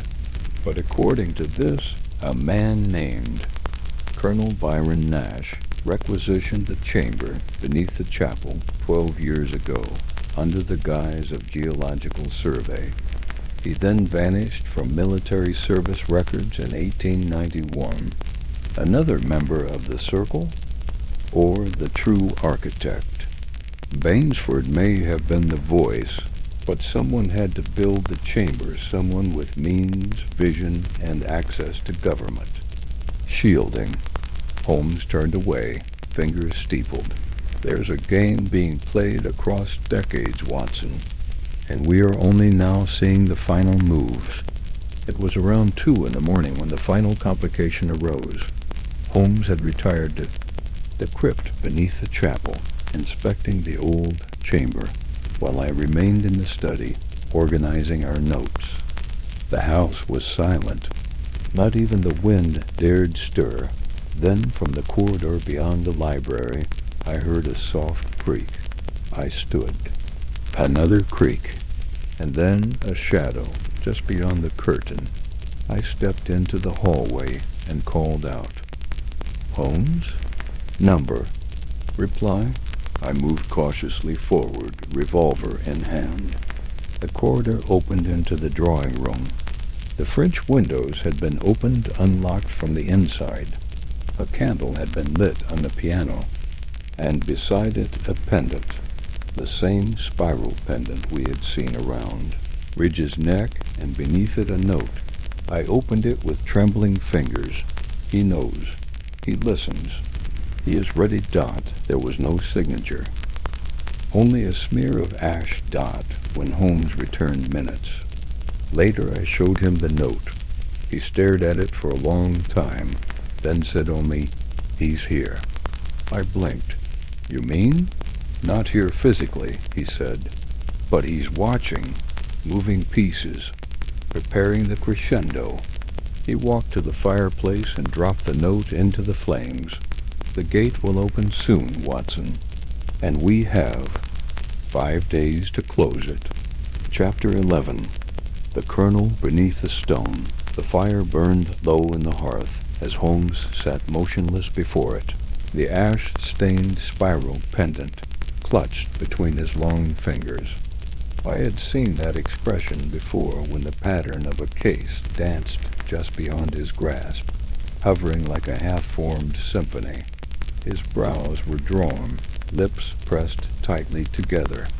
Around us, Bainsford House groaned beneath the weight of storm winds that had returned with new fury from the north. "He knows," Holmes repeated softly. Not Bainsford, not Ridge, someone older, someone in command of the resonance sequence before Bainsford ever put quill to paper. "Colonel Byron Nash," I said. "He's the one from the excavation records." Holmes nodded. "A career officer in the Royal Engineers, attached to the Ministry of Architecture during the 1870s, oversaw multiple classified excavations across Scotland, all tied to pre-Celtic ruins. Then he vanished from the records." "Vanished?" "Expunged," Holmes said. "Scrubbed clean, as if he had never existed beyond the rank of captain. But one doesn't erase a man unless he knew too much or went too far." He rose and retrieved the vellum parchment Guerin had salvaged from the university, the one with the strange music notations and the Latin inscription. "I now believe this composition, this sequence, is Nash's work. The spiral cantus, a code that assigns pitch and timing to each resonance site. Ridge and Bainsford expanded upon it, but this is where it began." He looked at me, his voice tightening. "And someone, perhaps Nash himself, is still following it." At Holmes's request, I telegraphed Mycroft later that morning, seeking any surviving intelligence on Colonel Nash.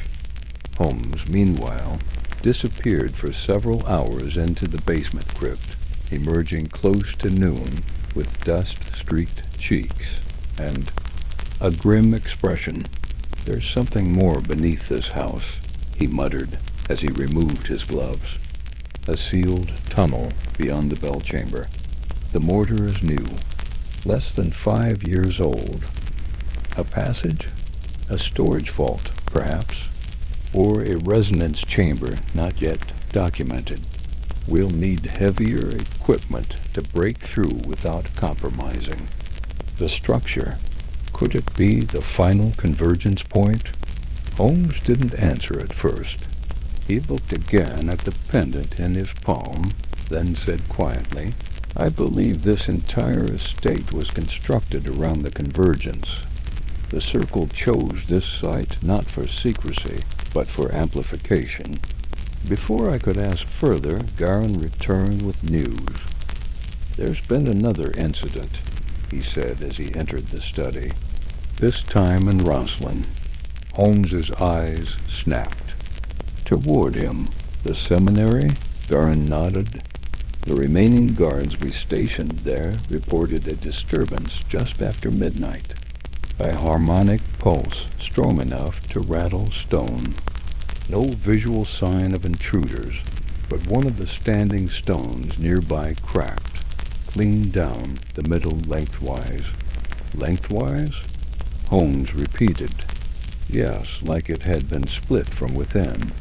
He handed Holmes a photograph, grainy but clear. "Enough."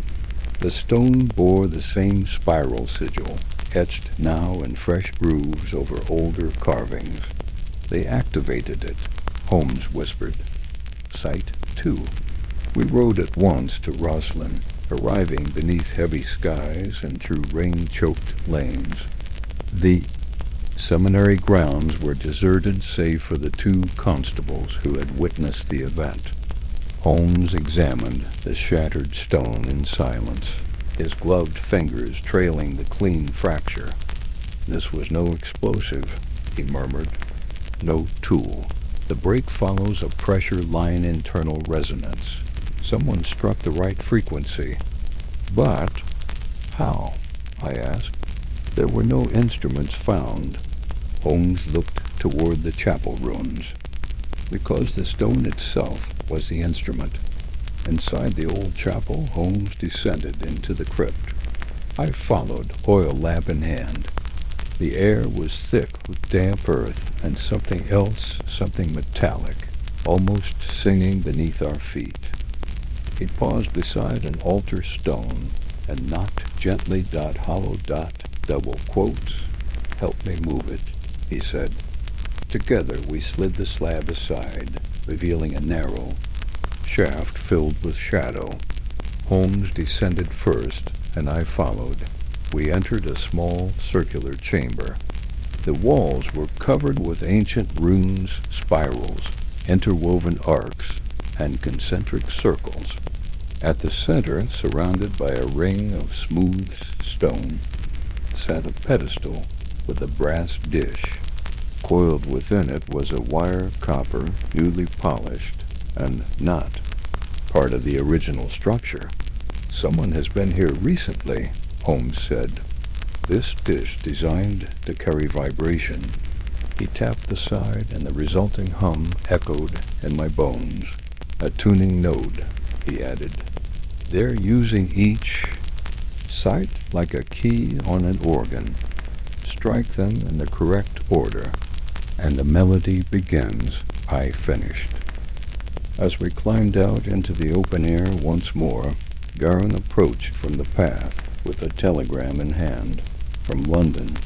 Mycroft's office," he said. "It concerns your colonel."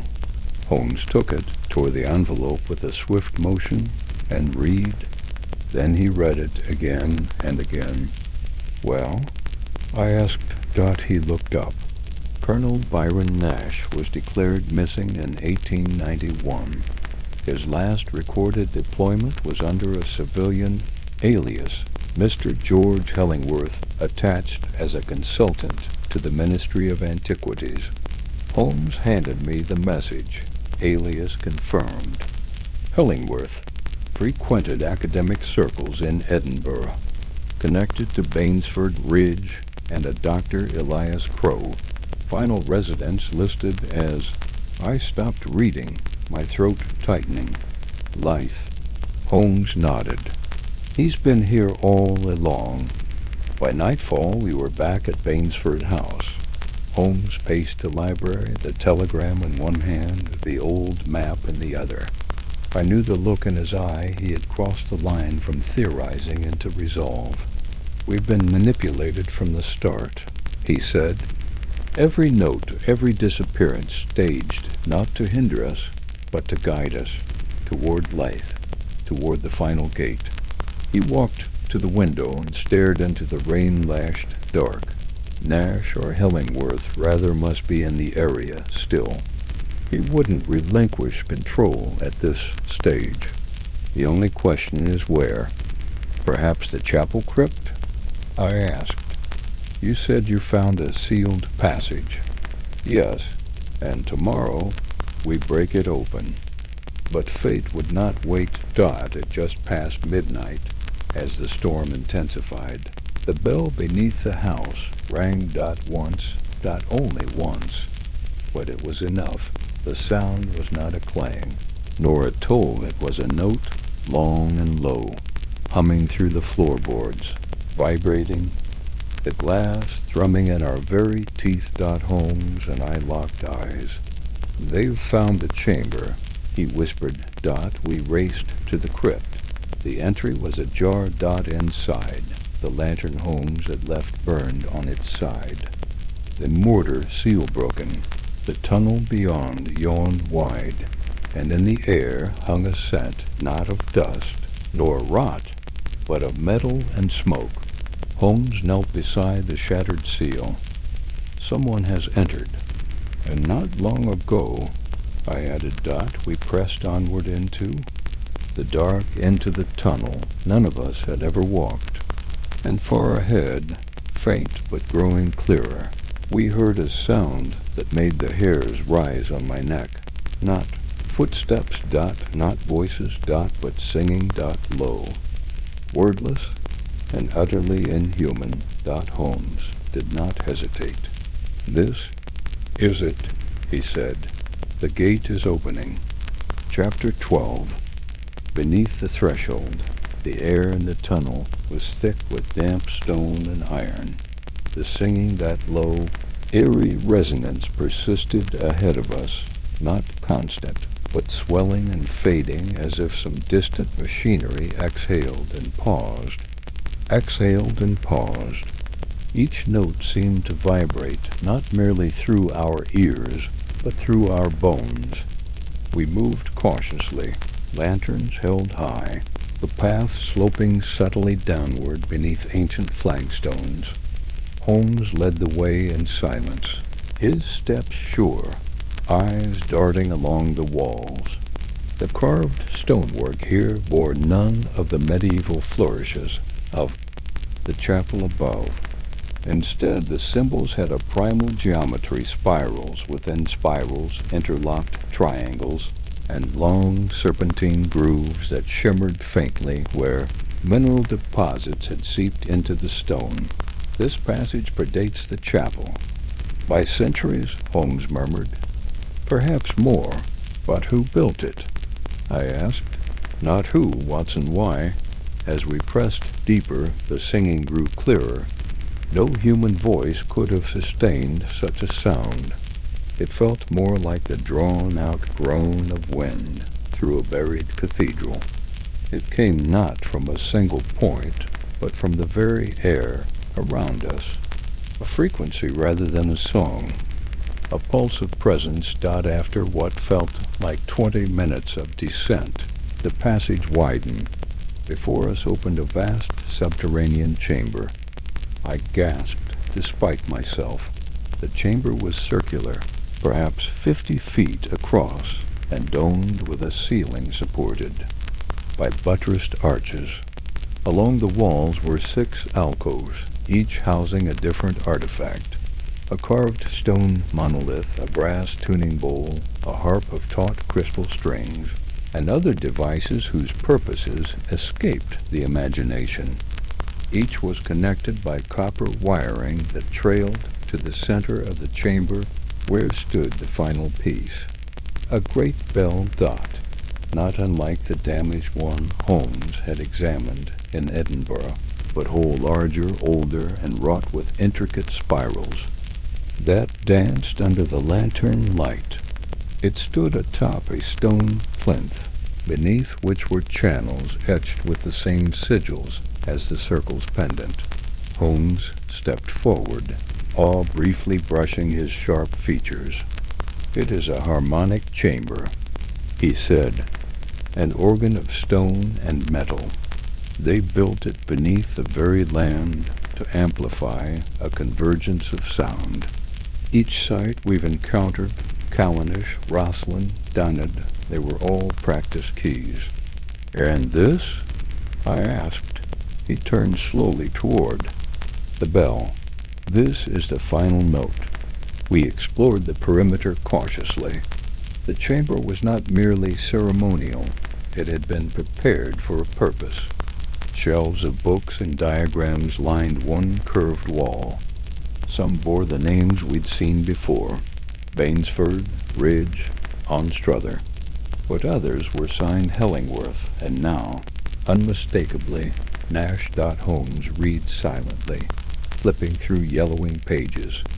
"Watson, look at this," he said, handing me an entry from a bound ledger. June 4th, 1879. "The gate breathes when the lunar pitch aligns with the blood. Frequency. The bell is not to summon, but to harmonize. We are not opening a door, we are becoming one." Another read, December 17th, 1883. "Ridge suspects too much. Bainsford still believes this is about sound and memory. But it is not memory we preserve it. Is echo. Echo survives."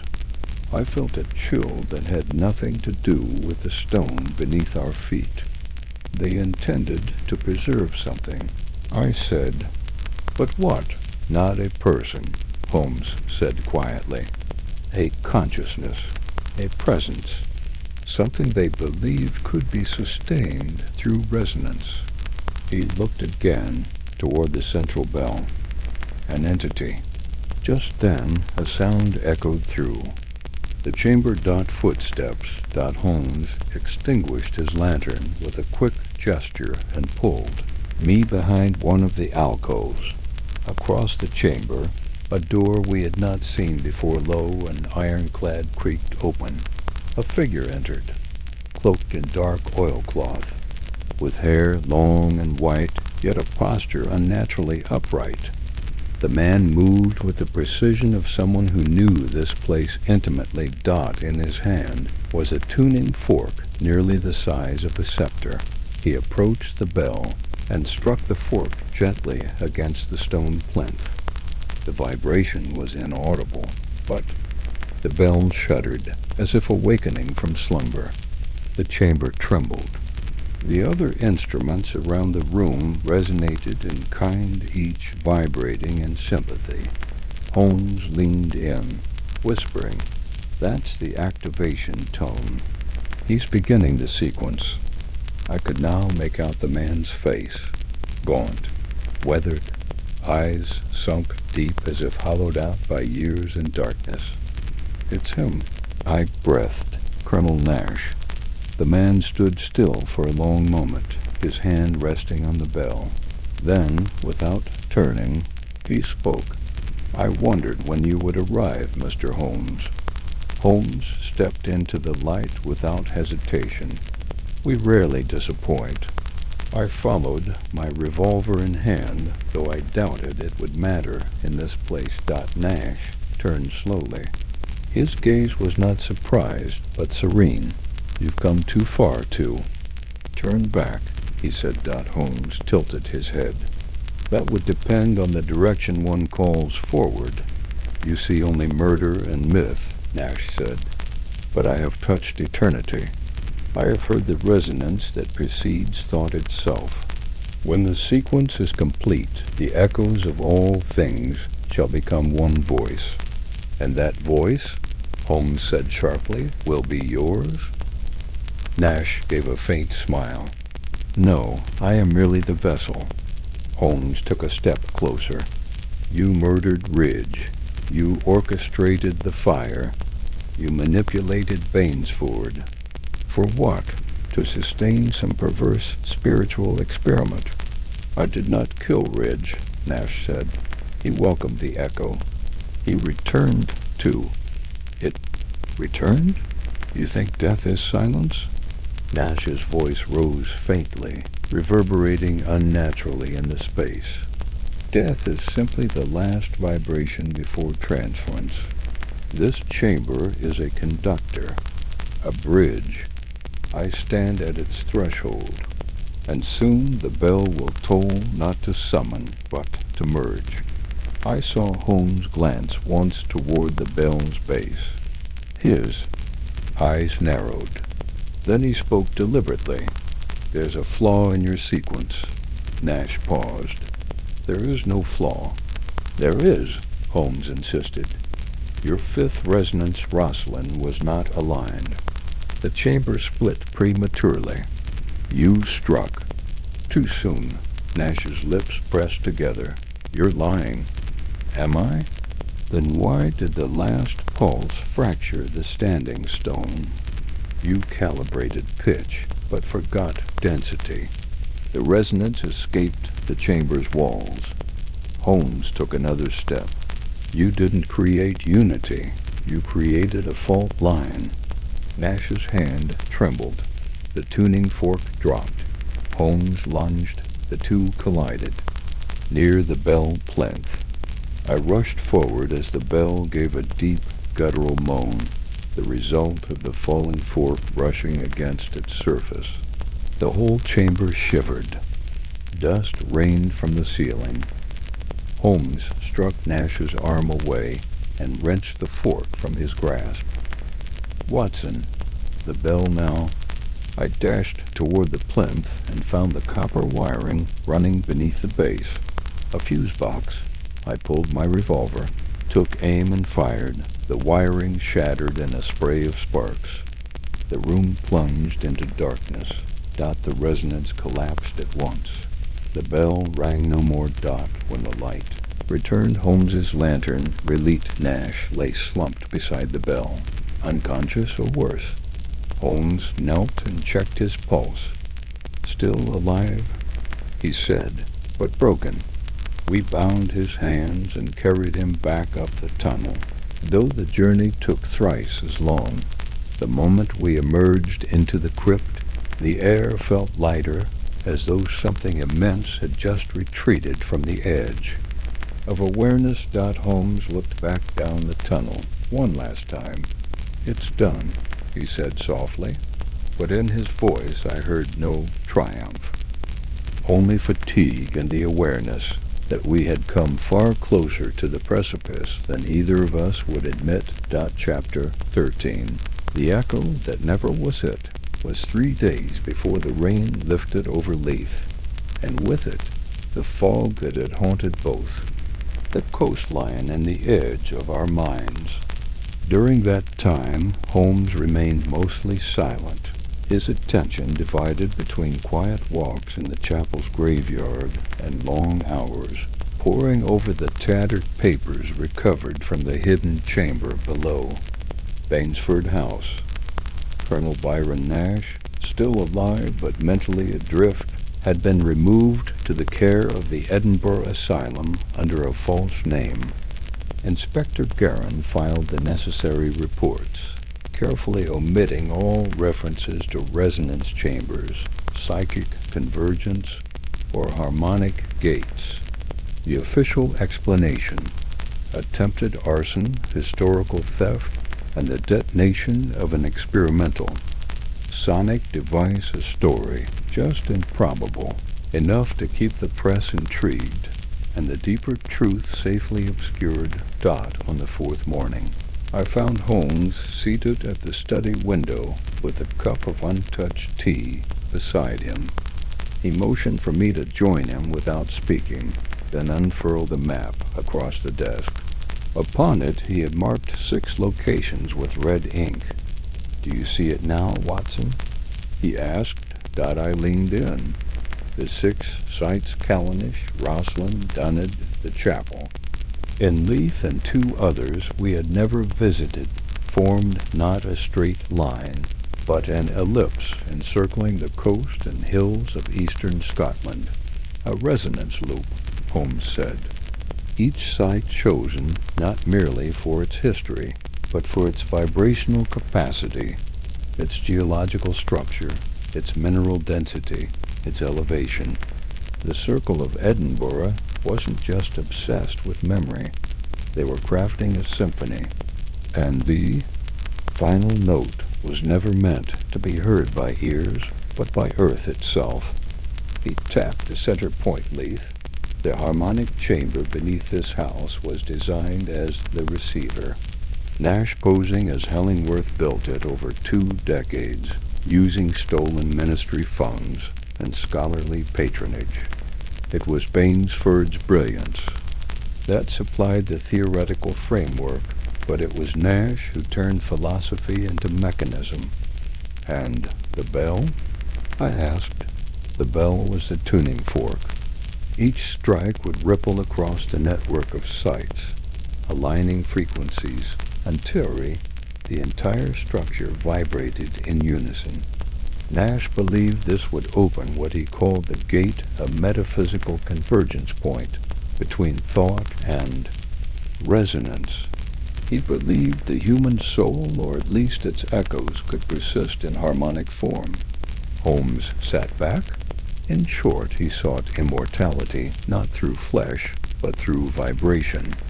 Later that day, at Holmes's insistence, we returned to the ruined chamber beneath the crypt. Guerin had sealed the lower passages and placed constables at the chapel's entrances, but the site remained undisturbed. Holmes spent several minutes inspecting the fractured copper wiring and the plinth, where the bell had stood. He began. "The sequence," he said quietly. He had already struck 2 tones, Rosslyn, and Dunnard. Had he completed the cycle, had we not intervened, the final resonance would have surged through this bell and triggered something we can scarcely predict. He touched the plinth gently. A fault line might have formed, or a collapse of thought cohesion in anyone nearby. Ridge's madness, Bainsford's obsession, they were symptoms of prolonged exposure. Even short vibrations affected men's minds. Imagine 6 chambers aligned. He stood. But what's most fascinating is what did not happen. I raised an eyebrow. Explain. We severed the wiring, yes. But the resonance had already begun. The bell did ring, and yet he paused. There was no rupture, no madness, no death. The sequence failed, but not because we stopped it. It failed because it was flawed from the beginning. I stared at him. Flawed how? Holmes gave a slight smile. There was never an echo to summon. No gate. No consciousness waiting to emerge. Nash built his temple to a ghost of his own making. All his calculations, all his conspiracies, merely elaborate scaffolding for a delusion. He heard nothing because there was nothing to hear. He looked around the chamber, eyes narrowed. Even madness obeys natural law. The others fell because they believed. But belief alone is not enough to manifest reality. Not in sound, and certainly not in science. That evening, in the quiet of the study, Holmes at last dictated his full summary of the case to me. As I transcribed, he paced the room, his thoughts as crisp as the ink on my page. The Circle of Edinburgh began as a philosophical society in 1871, dedicated to exploring the psychological effects of harmonic frequency. Its members, professors, soldiers, antiquarians shared a fascination with the idea that ancient sites once served acoustic or mnemonic purposes. It was Nash, a military engineer with a flair for esoterica, who transformed this curiosity into doctrine. His theory, that sound, properly aligned, could awaken what he called echoes of identity resonant, imprints of human consciousness. He orchestrated a silent coup within the society, eliminating or manipulating dissenting members. Bainsford became his voice, Ridge his technician, Anstruther his cartographer. Each site was reactivated under the guise of restoration, but their true purpose was to prepare the Bell of Leith, a vast resonator designed to absorb and amplify the frequencies of all others. The fire at the university was an erasure. The theft of the damaged bell was insurance. Ridge's death, whether suicide or consequence, was a tipping point. Nash moved to complete the sequence before his body failed him. But Nash, like all zealots, mistook complexity for truth. In the end, the resonance chamber did nothing because there was nothing to receive it. His gate was merely a threshold of madness. The vanishing lords, most were simply men who stepped too deep into metaphor and mistook it for meaning. They lost themselves in sound, and we nearly followed. Our return to Baker Street was quiet, the train gliding past locks and green hills under skies that seemed clearer than when we had arrived. Holmes said little during the journey. His attention focused on a thin notebook in which he'd drawn diagrams of the harmonic sites, though I noticed he'd stopped halfway through and never turned the page again. It was not until the next morning, seated once more at our familiar fireplace, that Holmes finally spoke with something approaching sentiment. "Watson," he said, "have you ever wondered how many theories collapse under the weight of their own conviction?" "I imagine quite a few," he nodded.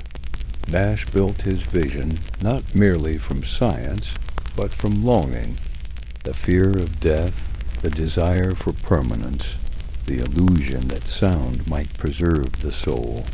A man can follow a note his entire life only. To find it leads to silence. And yet, I said, his delusion nearly killed half a dozen men and destroyed a portion of the coast. Holmes gave a small smile. Yes, because belief, even misguided, can resonate. But in the end, Watson, reason must always prevail. He leaned back and took up his violin. "Now," he said, "shall I play you something in E minor?"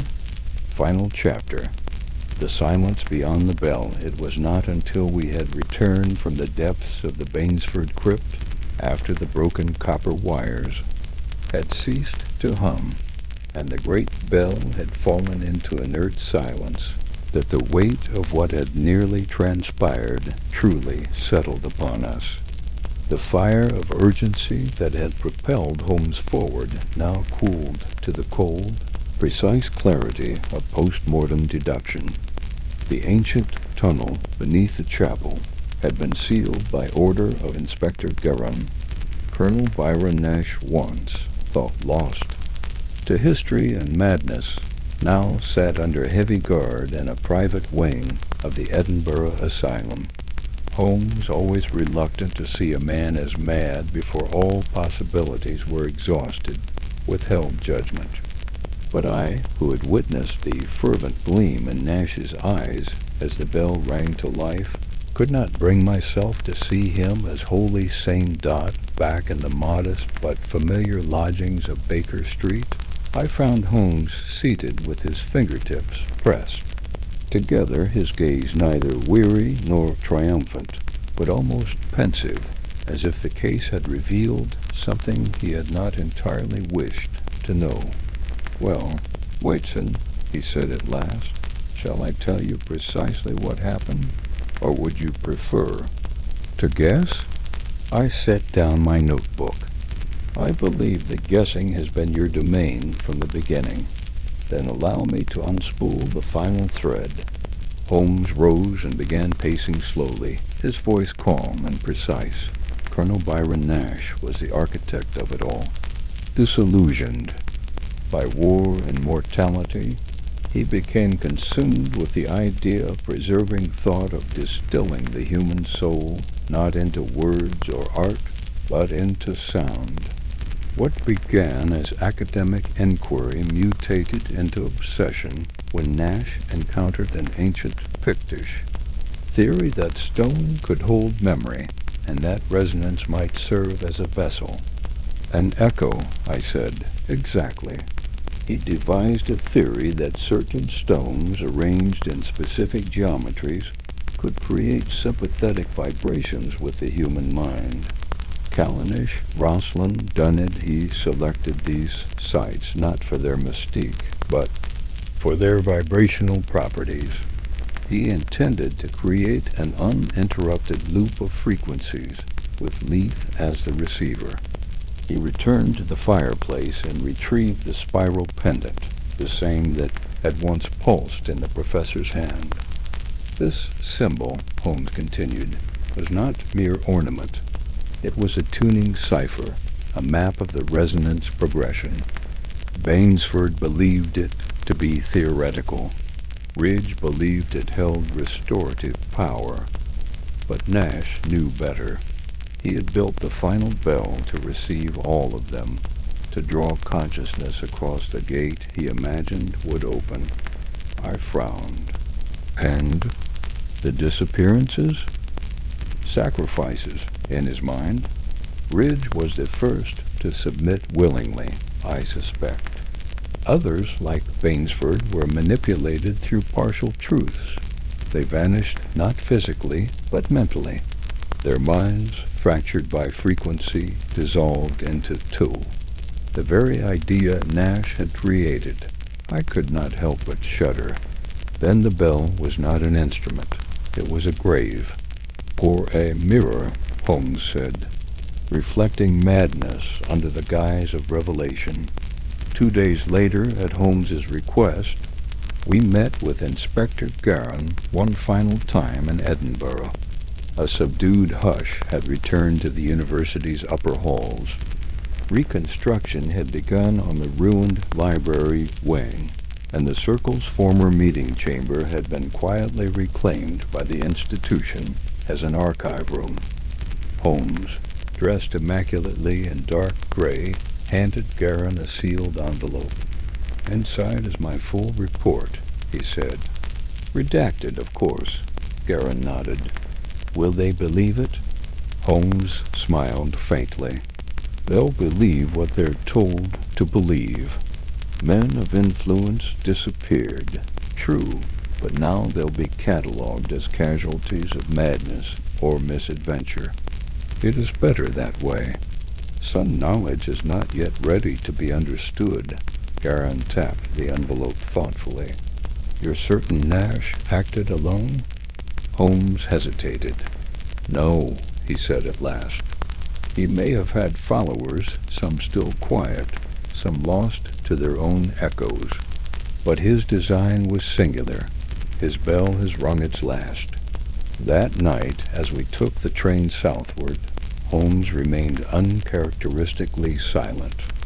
I watched the Scottish landscape fade into twilight, feeling as though we had escaped not merely a crime, but a collision with something older than reason. "You've been quiet," I said at length. Holmes stirred from his thoughts. "Do you know what troubled me most, Watson?" I shook my head. Not Nash's plan, not the deception, not even the deaths. What troubled me was the possibility, however slight, that he was right. "You mean the resonance?" "I mean the echo," he said softly. "The idea that our thoughts, our fears, our desires could outlive us, not through writing or legacy, but through vibration, through the pitch of grief, through the frequency of obsession. It is not unscientific, merely unproven." He folded his hands and looked out the window. "But that is the curse of reason, Watson, to consider even the impossible before discarding it. Back at Baker Street, some days later, Holmes returned the pendant to the velvet box he had taken it from. "I do not wish to see it again," he said simply. I agreed Dot as the fire crackled and the snow fell beyond the window panes. Holmes took up his violin once more. He tuned it silently for a long time, then played a single note low pure and resonant. Dot, it hung in the air for a moment, then faded. Just a note and nothing more.